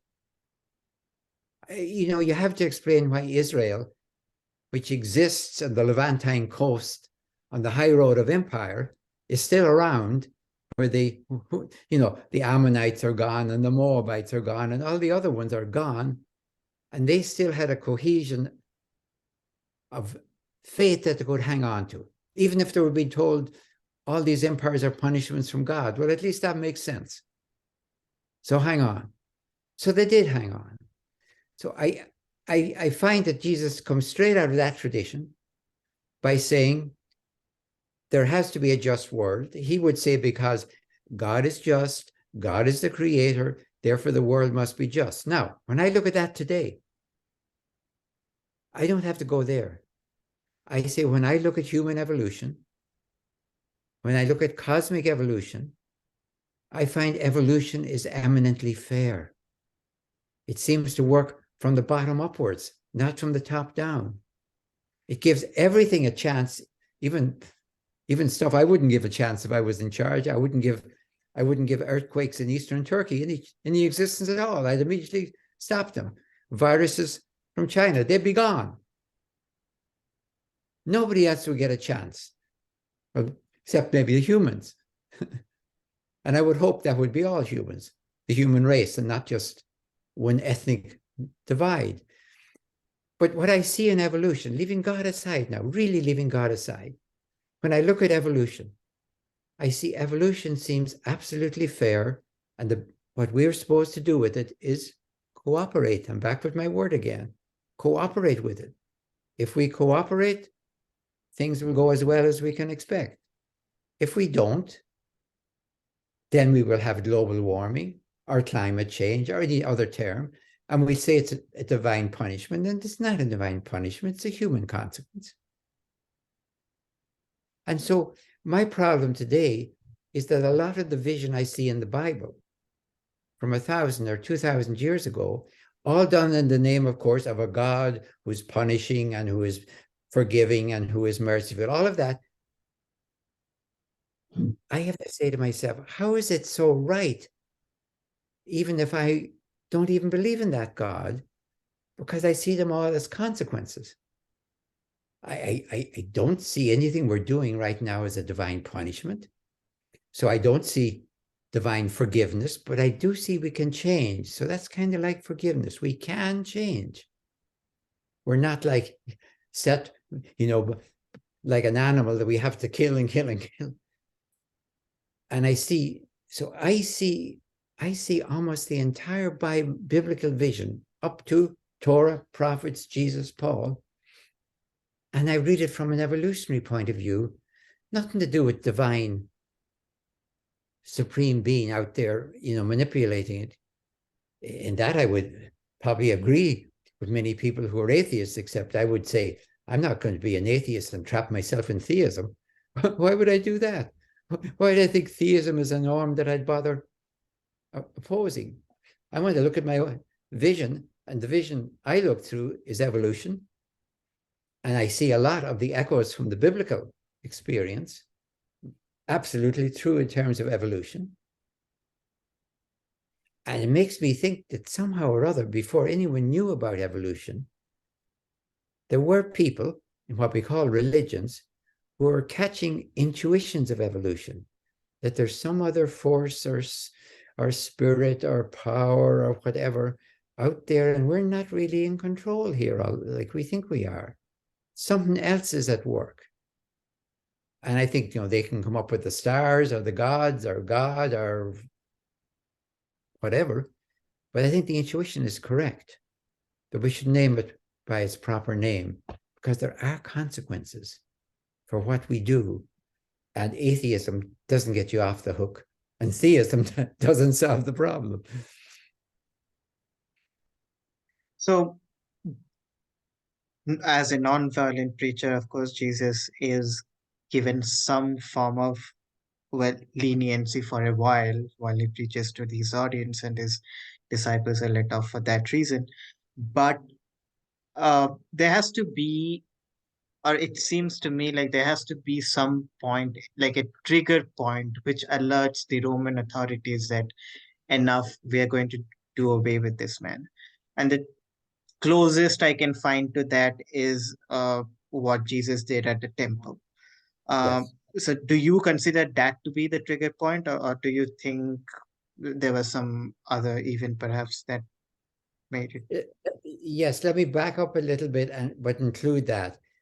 I think after the execution of John the Baptist, Jesus had a certain window of opportunity in Galilee that Antipas was not going to risk executing another popular prophet. Do you know what I mean? He could get away in the shadow of John for X number of years. I don't know. Antipas had ruled, let me see, he came in 4 BCE. By the 30s, he had been there for 34 years. So he kind of knew what he was doing. You execute John. We know what Josephus said, people said about that. So I think Jesus got away with it. Now, I think what happened is Jesus was invited to take his movement up to Jerusalem in the Passover of, let's say, the year 30. They may even have kind of mocked him a bit and say, you have supporters in Jerusalem, get out of those hick towns in Galilee and come up here to the capital where the action is and where Jews will be from all over the world at Passover. If you're serious about your God's rule movement, your kingdom of God movement, come up here where the action is. I think that's what happened, because otherwise, so now using your term, trigger point, because I think if Jesus went up often to Jerusalem for Passover, I don't think he did, because I don't think day laborers could take a couple of weeks off and have to have money with them for the festival. If he did go up regularly, what happened this time that never happened any other time? If he went up only this one time, why this one time? So I think he went up for sure that one time, invited by his followers, maybe even relatives. They said, I'm now interpreting what happened, come up to Jerusalem, come and make a double demonstration against Roman power and high priestly collaboration. 2 demonstrations. We will protect you. In the temple, by day, we'll protect you because the crowd will be on your side. You'll have a protective screen. The authorities will want to get you. Of course they will. You're dangerous. You're subversive. and you're at Passover, which is zero toleration because of the crowds. So we'll protect you by day, but by night, get out of the city to Bethany, round the Mount of Olives. Can't even see the city probably. You'll be safe by day, safe by night. Now, all of that made absolute sense to me. Again, if Jesus wanted to be martyred or to be put to death, he didn't have to go to Jerusalem. And if he wanted to be martyred in Jerusalem, he didn't have to take a week. Pilate would have been very, very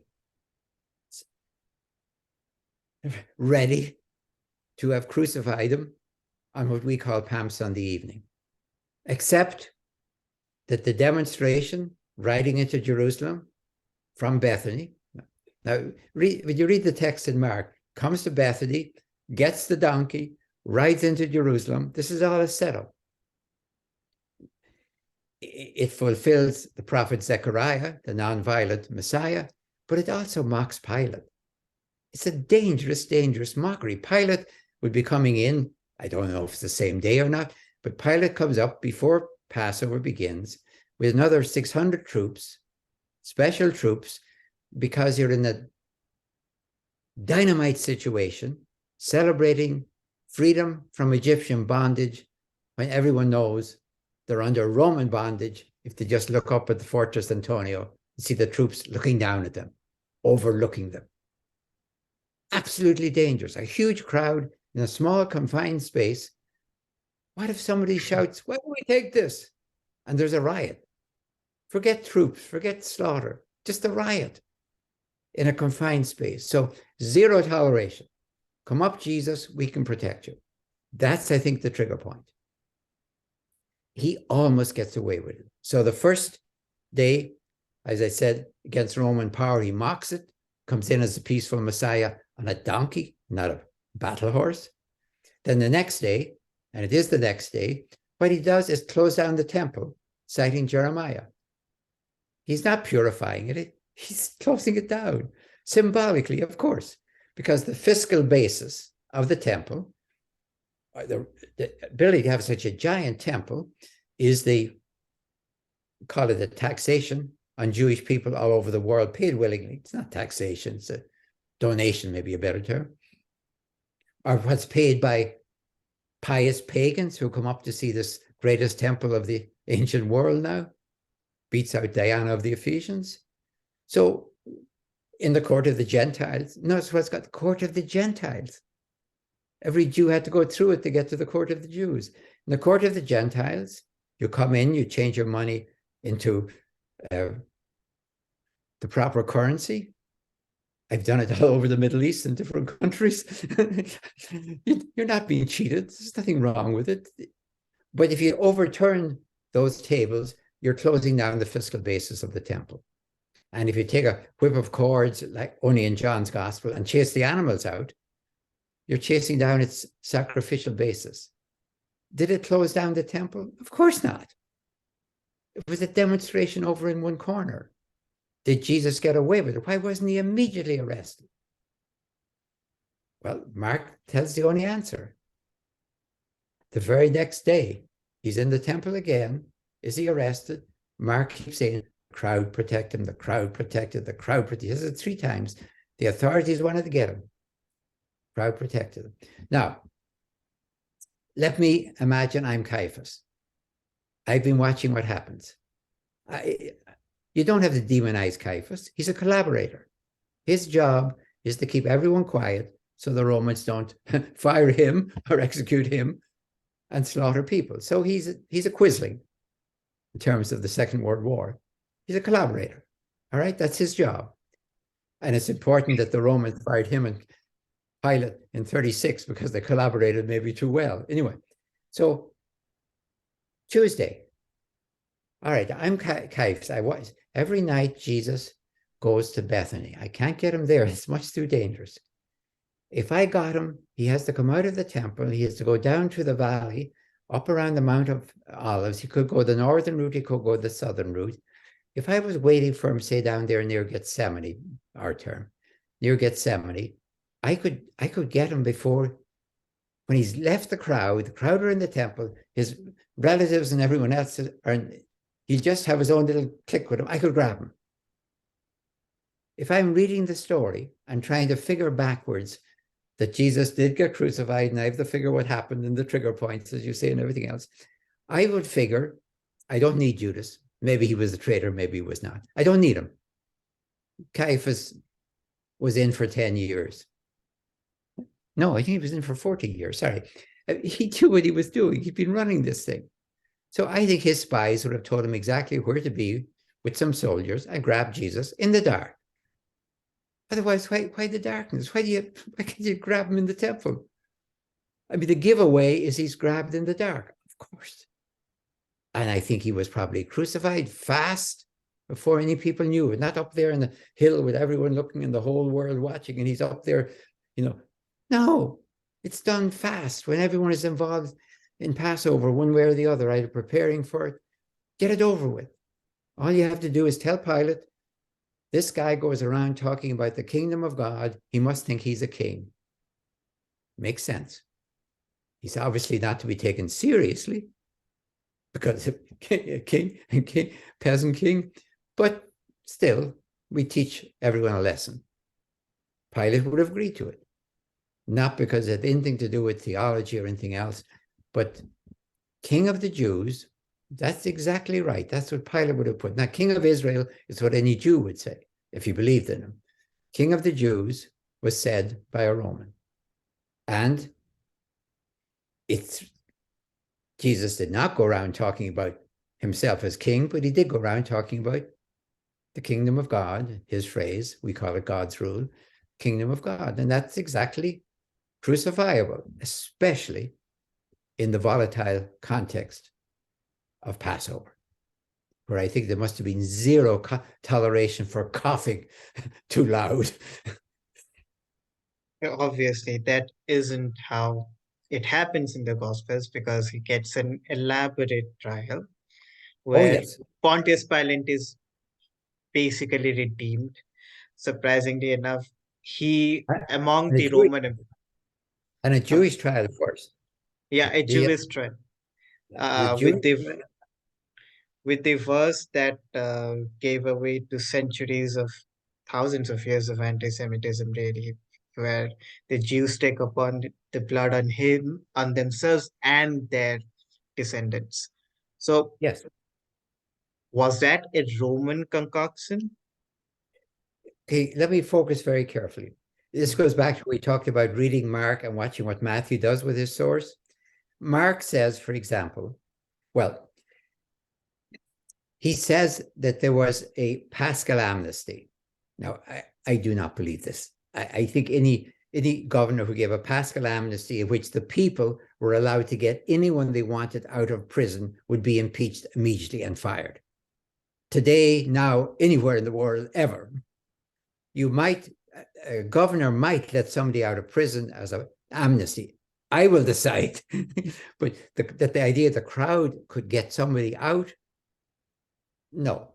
What Mark wants to do is to show you what happened is that Jerusalem chose the wrong savior. They had to choose between Barabbas, who was the violent revolutionary, Jesus, who was the non-violent revolutionary. So writing in the 70s says, Mark, you guys chose the wrong savior, the wrong Barabbas, son of the father. That's the giveaway. I mean, I don't know if anyone would be called Barabbas, son of the father. How does that identify somebody? Isn't every son the son of a father?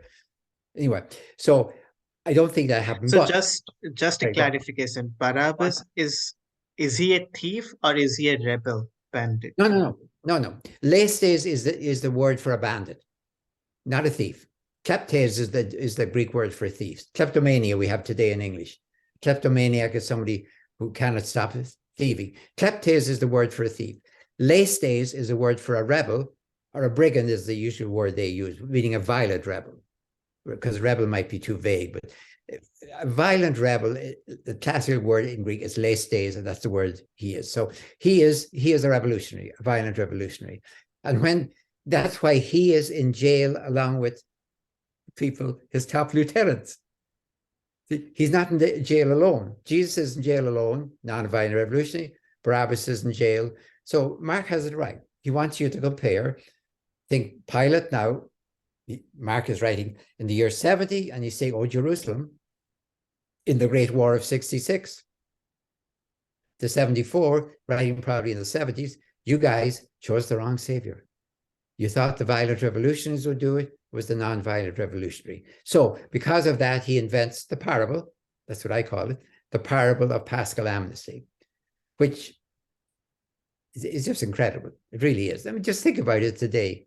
Could the president of the United States say, come up here, at Christmas or Easter, and let anyone out you want? No. It did happen, of course, that sometimes a governor could let out somebody they would choose. They might even empty the prisons if there was just a lot of what they might consider riffraff in there. But anyway, but now, think with me for a second. A crowd is coming up to Pilate in this story, in this parable, and what are they doing? They're asking to get out a violent rebel out of jail. What is to stop Pilate doing what I would probably do if I were Pilate? Saying, grabbing them all. Here's more of them. They're coming up to get their hero out. Fine. Put them in with him. So if I was staging that scene, not Mel Gibson, I would say maybe 6, 7 people, very respectful, their hands out so they're not carrying any weapons, a lot of yes-sirring and bowing and scraping and, being very careful, not more than 6 or 7. You couldn't have a crowd. The idea of the Pilate in the Ecce Homo vision, the whole of Jerusalem. No. The idea in the gospel that the crowd dictates to Pilate is a put down of Pilate, because Roman law and order vaunted in our justice. Now, we know what imperial justice is. You know it in India as well as I know it from Ireland. It's not quite just, but it vaunts in it. We've come to you barbarians to bring you law and order, to bring you justice. So the idea that the crowd is shouting and Pilate is going along with it, I should really let him out, but I'll crucify him. That's an absolute mockery.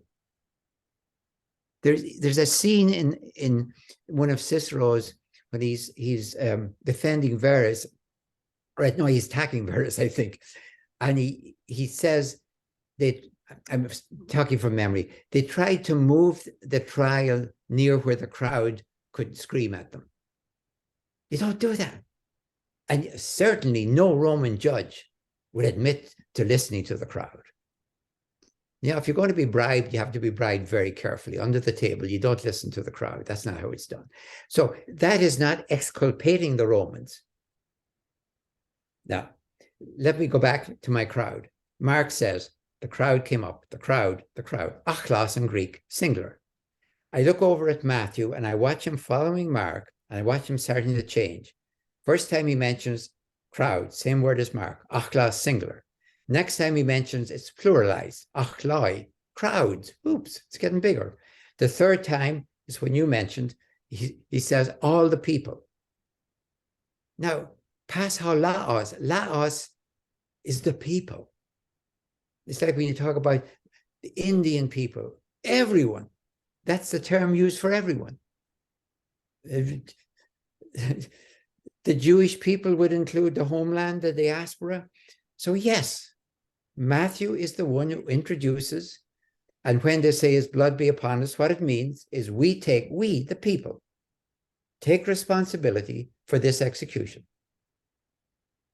In the same way, to be fair, that in America, where they do have capital punishment, and people vote in governors and presidents in favor of it, yes, it would be fair to say that we, the people, whatever exceptions there are, and there are many, but we, the people, have done it.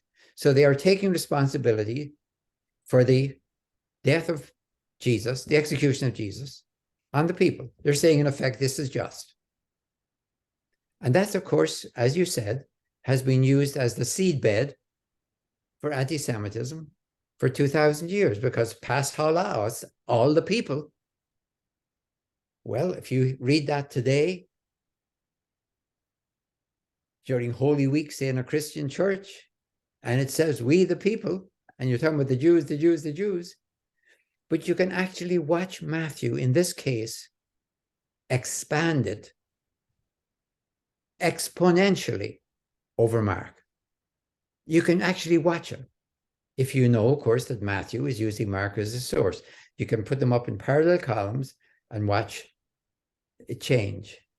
It's a tragedy. Now, if I try to understand it, of course, I put Matthew in fierce, angry competition with his fellow, probably scribes, maybe even Pharisees, after the Great War. I would think if we had what they're saying about Matthew, it's probably just as bitter. But unfortunately, we don't have what they said, and they never got the power to do it. So Matthew becomes a tragedy when Rome gives power to Christianity.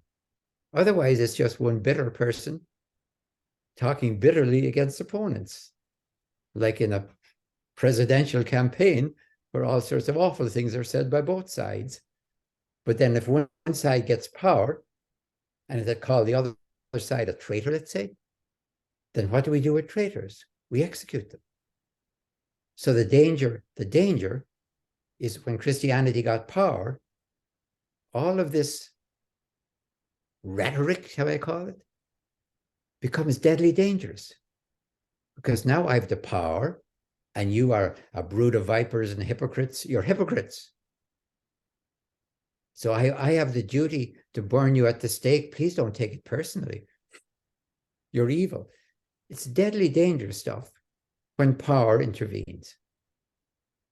And that's what happened historically. Christianity got power, and therefore it could say, well, these people killed our Jesus, which is not true.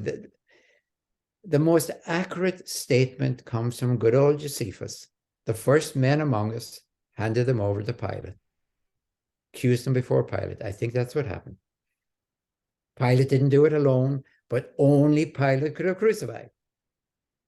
Yes, Jesus was accused by the high priestly authorities to Pilate, not for theology. Pilate couldn't give a hoot about theology, but King of the Jews, oh yeah. And that was easy to make because he'd been talking about the kingdom of God. So he must think he's the local representative of God. It would make absolute sense to Pilate,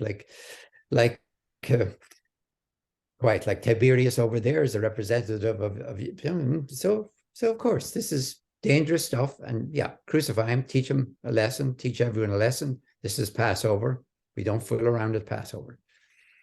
So the whole thing makes sense to me. Wow, it is fascinating how a parable that's supposed to teach you a lesson turns into a tool to magnify bigotry. Yeah, it's a horrible tragedy, and the fact that it was done historically in the name of Jesus is a bitter tragedy and a terrible irony, a ghastly irony. It really is. It is. So Jesus is now we reach towards the end where he is resurrected, and it forms a crucial part of the Christian doctrine. Many people believe that this is why Paul believes in Paul's Jesus is, of course, the risen Jesus. Uh, you seem to have a different view of the resurrection than most people. You do not think that there was such an experience that happened, that resurrection simply refers to his ascension to heaven. Could you elaborate on that? Yeah, let me be very careful because this is very new material, Hmm. and it's in that book, Resurrecting Easter. Here's what's going on. Let me go into worldview for a second. For me, metaphor creates reality. By metaphor, I mean seeing as. Can I hyphenate that? For example, if I were to say to you, the clouds sail across the sky, you know that I'm seeing the blue sky like the blue sea. and the white clouds, like maybe white boats, because they don't really sail. But you wouldn't pick me up on that. You wouldn't say, they don't sail. You understand that's a metaphor. I'm seeing as. Now, that's fine. Small metaphors, we know all about. We think of them as poetic decorations. Democracy is a metaphor. It's a way of seeing. It's a way of seeing the future. So is tyranny. So is autocracy. So is communism. So is capitalism. They are ways of seeing. And when you live out a metaphor, it becomes reality. Otherwise, it's just floating in the air. For example, in the 1930s, in America, Roosevelt talked about the New Deal. That was a metaphor. It was a way of imagining the future of the country. In Germany, the same years, Hitler talked about the 1,000-year Reich. That was a way of imagining the future. In each case, people started to live out that metaphor. We know what happened. One was ruinous, and one was at least good. The reason for that is not because God judged one and punished it. It is because evolution will not support certain things and it will support other things. But they're both metaphors. So for me, when I say something is a metaphor and somebody else says to me, oh, it's just a metaphor, I'm reduced to silence. I am. If they're thinking of metaphors like decorations that poets use, no. It's like the difference between the icing on the cake and the cake itself. Metaphor creates reality. I mean, in my own country at the moment, we're experiencing that. If people, the metaphor of seeing the last election as fraudulently stolen, if everyone accepted that and started to live accordingly, we would change reality. And we would live into that reality until it worked very well, worked very badly, or we destroyed ourselves. So metaphors have to be taken with absolute seriousness. Now, that's the way I approach it. So I look then at the story of Easter Sunday morning. Let me keep it simple. Let me take it as if it factually happened. There's nothing, the finding of an empty tomb, there's nothing there that's miraculous. You could explain it away as a mistake, wrong tomb, or stolen body, or anything else. And I think people had visions of Jesus. Now, I do think historically people had visions of Jesus, his closest followers. Let me put it this way, I would expect it, and if it wasn't there, I would presume it. That's what happened when somebody of fundamental importance in your life is suddenly or horribly or disastrously taken from you. You're going to have visions, like you're going to have dreams. It's an inbuilt capacity of our mind.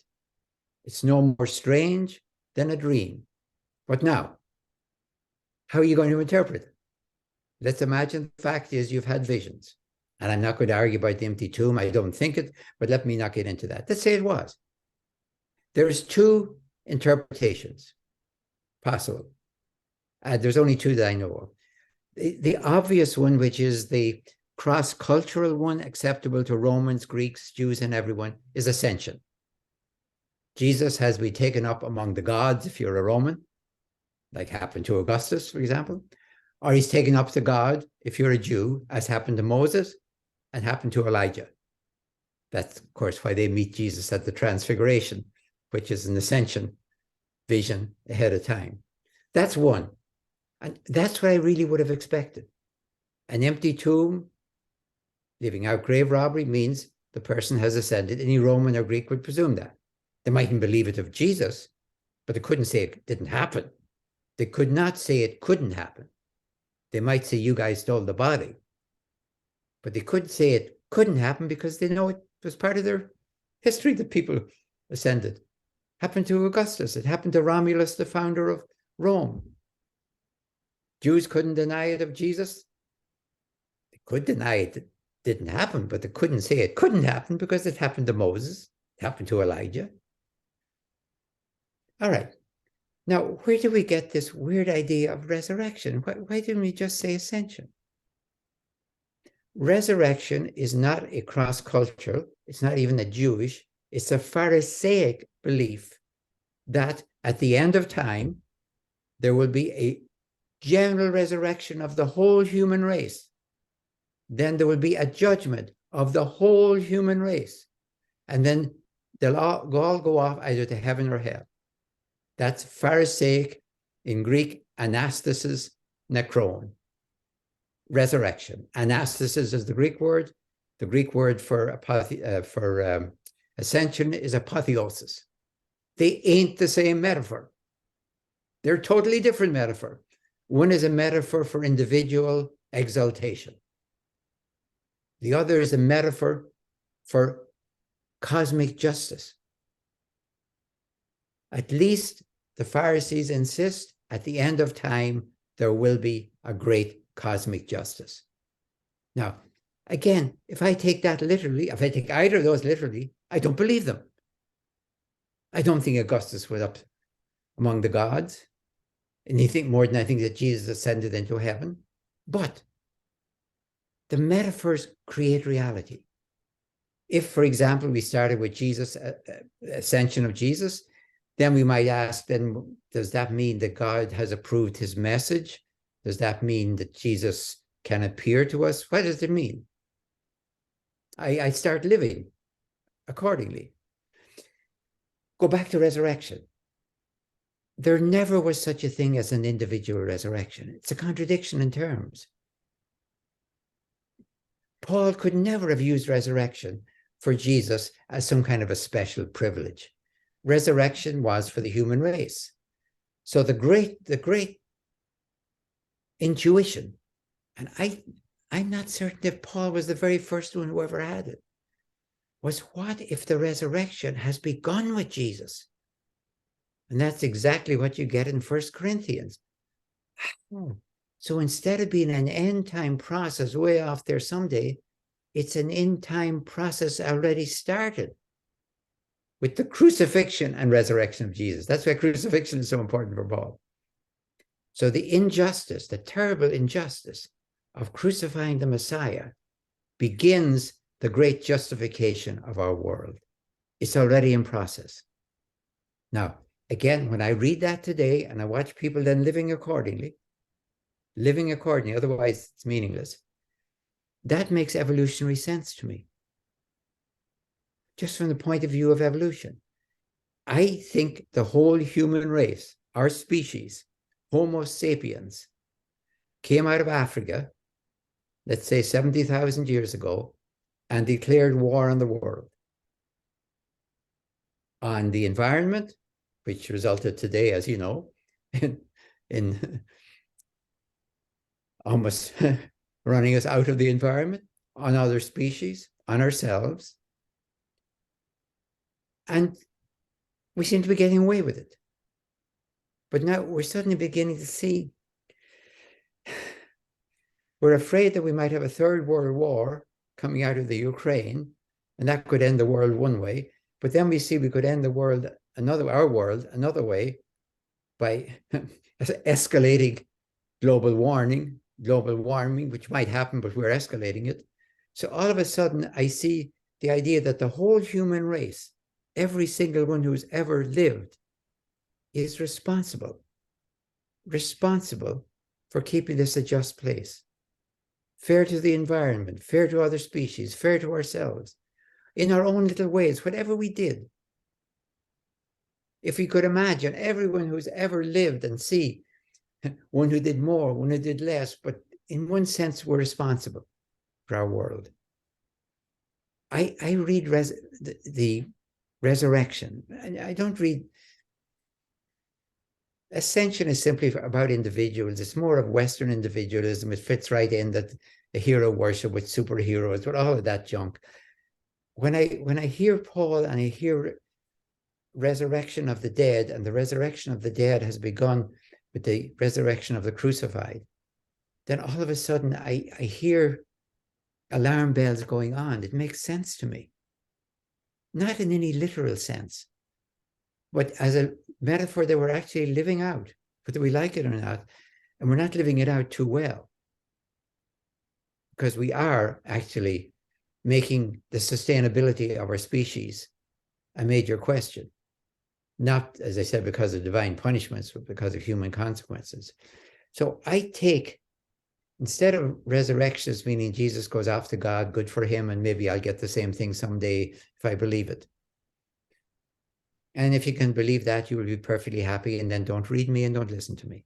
I don't mean you, but I mean, if somebody does, don't. If you're perfectly happy with that scenario, then live your life with it. I happen to think it's narcosis. But there are times maybe when we need narcosis. But as a species, we can't afford narcosis. As a species, we have to know what's going on. So I then look, in conclusion, at the two theologies and iconography. Western iconography of Easter has Jesus coming out of the tomb, splendid, glorious, but alone. He looks magnificent, but he's alone. Eastern Christianity, all of Eastern Christianity shows Jesus taking Adam and Eve, at least, by the hand, the human race. Adam and Eve ain't just two guys from the Old Testament. They're the human race, taking the human race out of Hades, not hell, Hades, death. I think the vision of the resurrection in Eastern Christianity is in far closer continuity with and conformity to Paul's vision of crucifixion in the New Testament than is our Western, which has simply been absorbed into Western super-individualism and super-heroism, if I can use that word.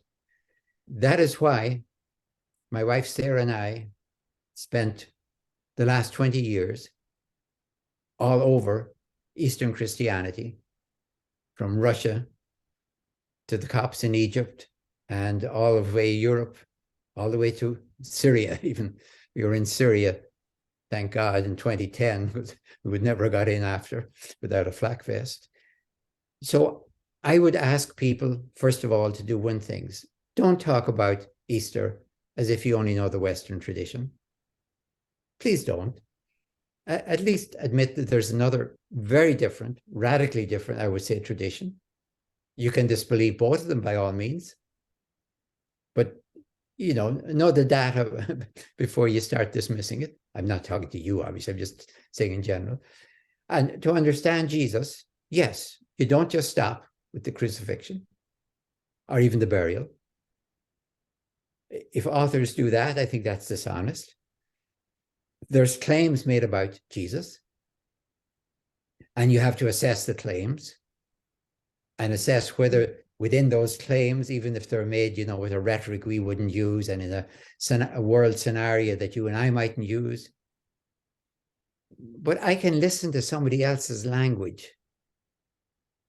And if they tell me, for example, he's walking down the street and God struck him down and he died, I can hear, okay, he was walking down the street and he died suddenly, and I can make my own interpretation of why. I accept their fact. I don't accept their interpretation, but I do accept their fact. So I have to say, well, okay, I want to look at the interpretation. I see now two interpretations of Jesus.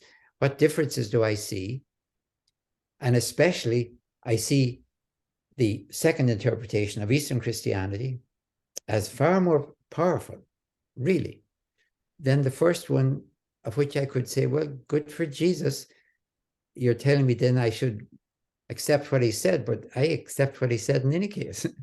I think he was right about nonviolent revolution against imperial injustice, and I don't need an ascension to corroborate that. But now, if I look at resurrection, and that means that this has to do with what's going on right now and what is going on in all of human evolution for the last, since we left Africa at least, and populated the world.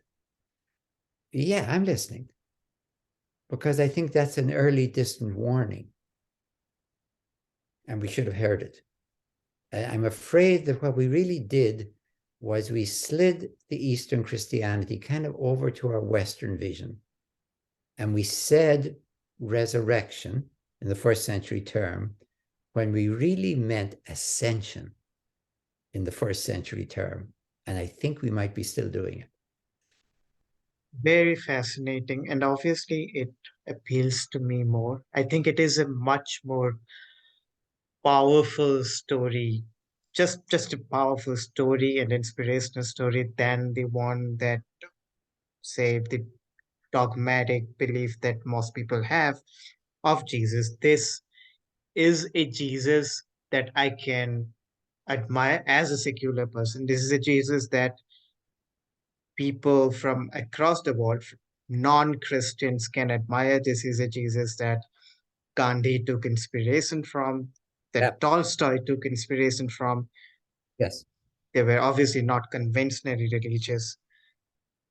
And but I also think that the visions, the literal visions that the disciples had, seem to have played some role, at least at that time, in cementing or ensuring the continuation of Yeah. Jesus's teaching, because they were defeated, of course, and to have these visions meant that, there is something more to look forward to, that this is not the end, because obviously some of them believed that Jesus was actually the Messiah.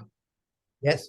I think, if you would ask probing that question, why didn't they simply say, well, it is the end, he was a good guy, like really happened to John the Baptist after at least one generation or two. I mean, they were still talking, Josephus talks about Antipas' defeat in battle with Aretas as being kind of punishment for John the Baptist. So there were still people, but I think what had happened is that Jesus had got them enough into a community and that could experience it working, that they couldn't simply say, well, it was a nice idea he had, but he's gone now.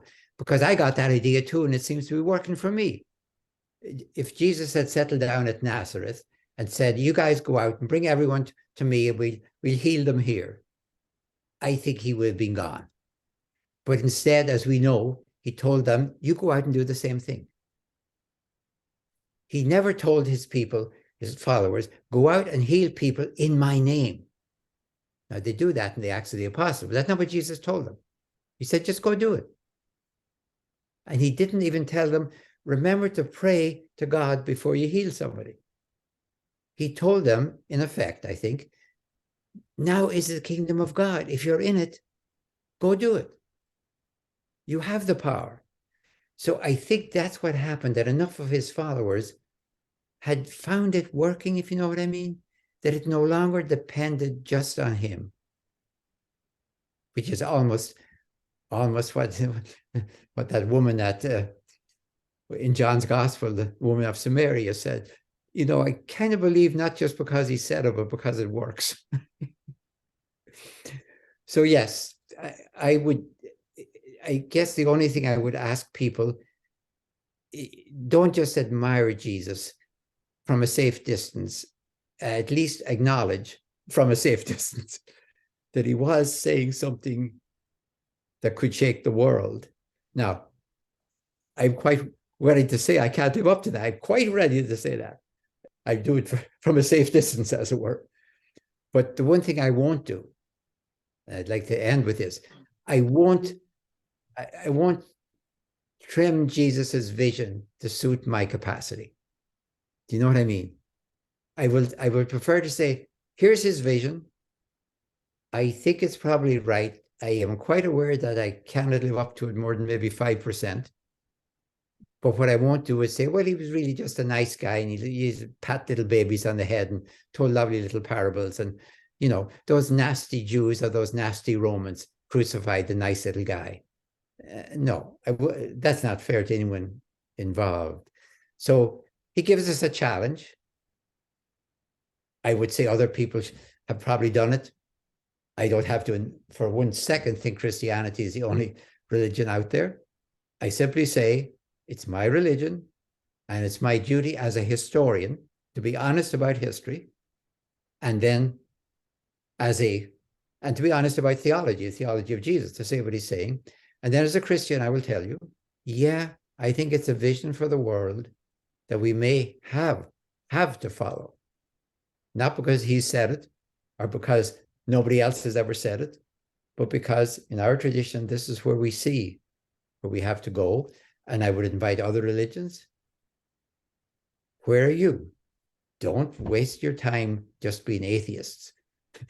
You're trapped. If you're an atheist, you're trapped in theism. Why on earth would you want to be trapped in the negative side of that? You know, where's your positive vision? That's what I would say. Show me your positive vision, and then we can discuss the negative visions. Then let them fall by the wayside. Thank you very, very much, though, for Well, having me. that is an excellent note to end on. I really learned a lot from you, and it was really thought-provoking to listen to you and very, very fascinating things. Really changed my perspective on a lot of things to this conversation. Thank you very much for having it. And maybe would you tell me when send me the URL for this, and I'll put it up on my Facebook? I will send you the link through email.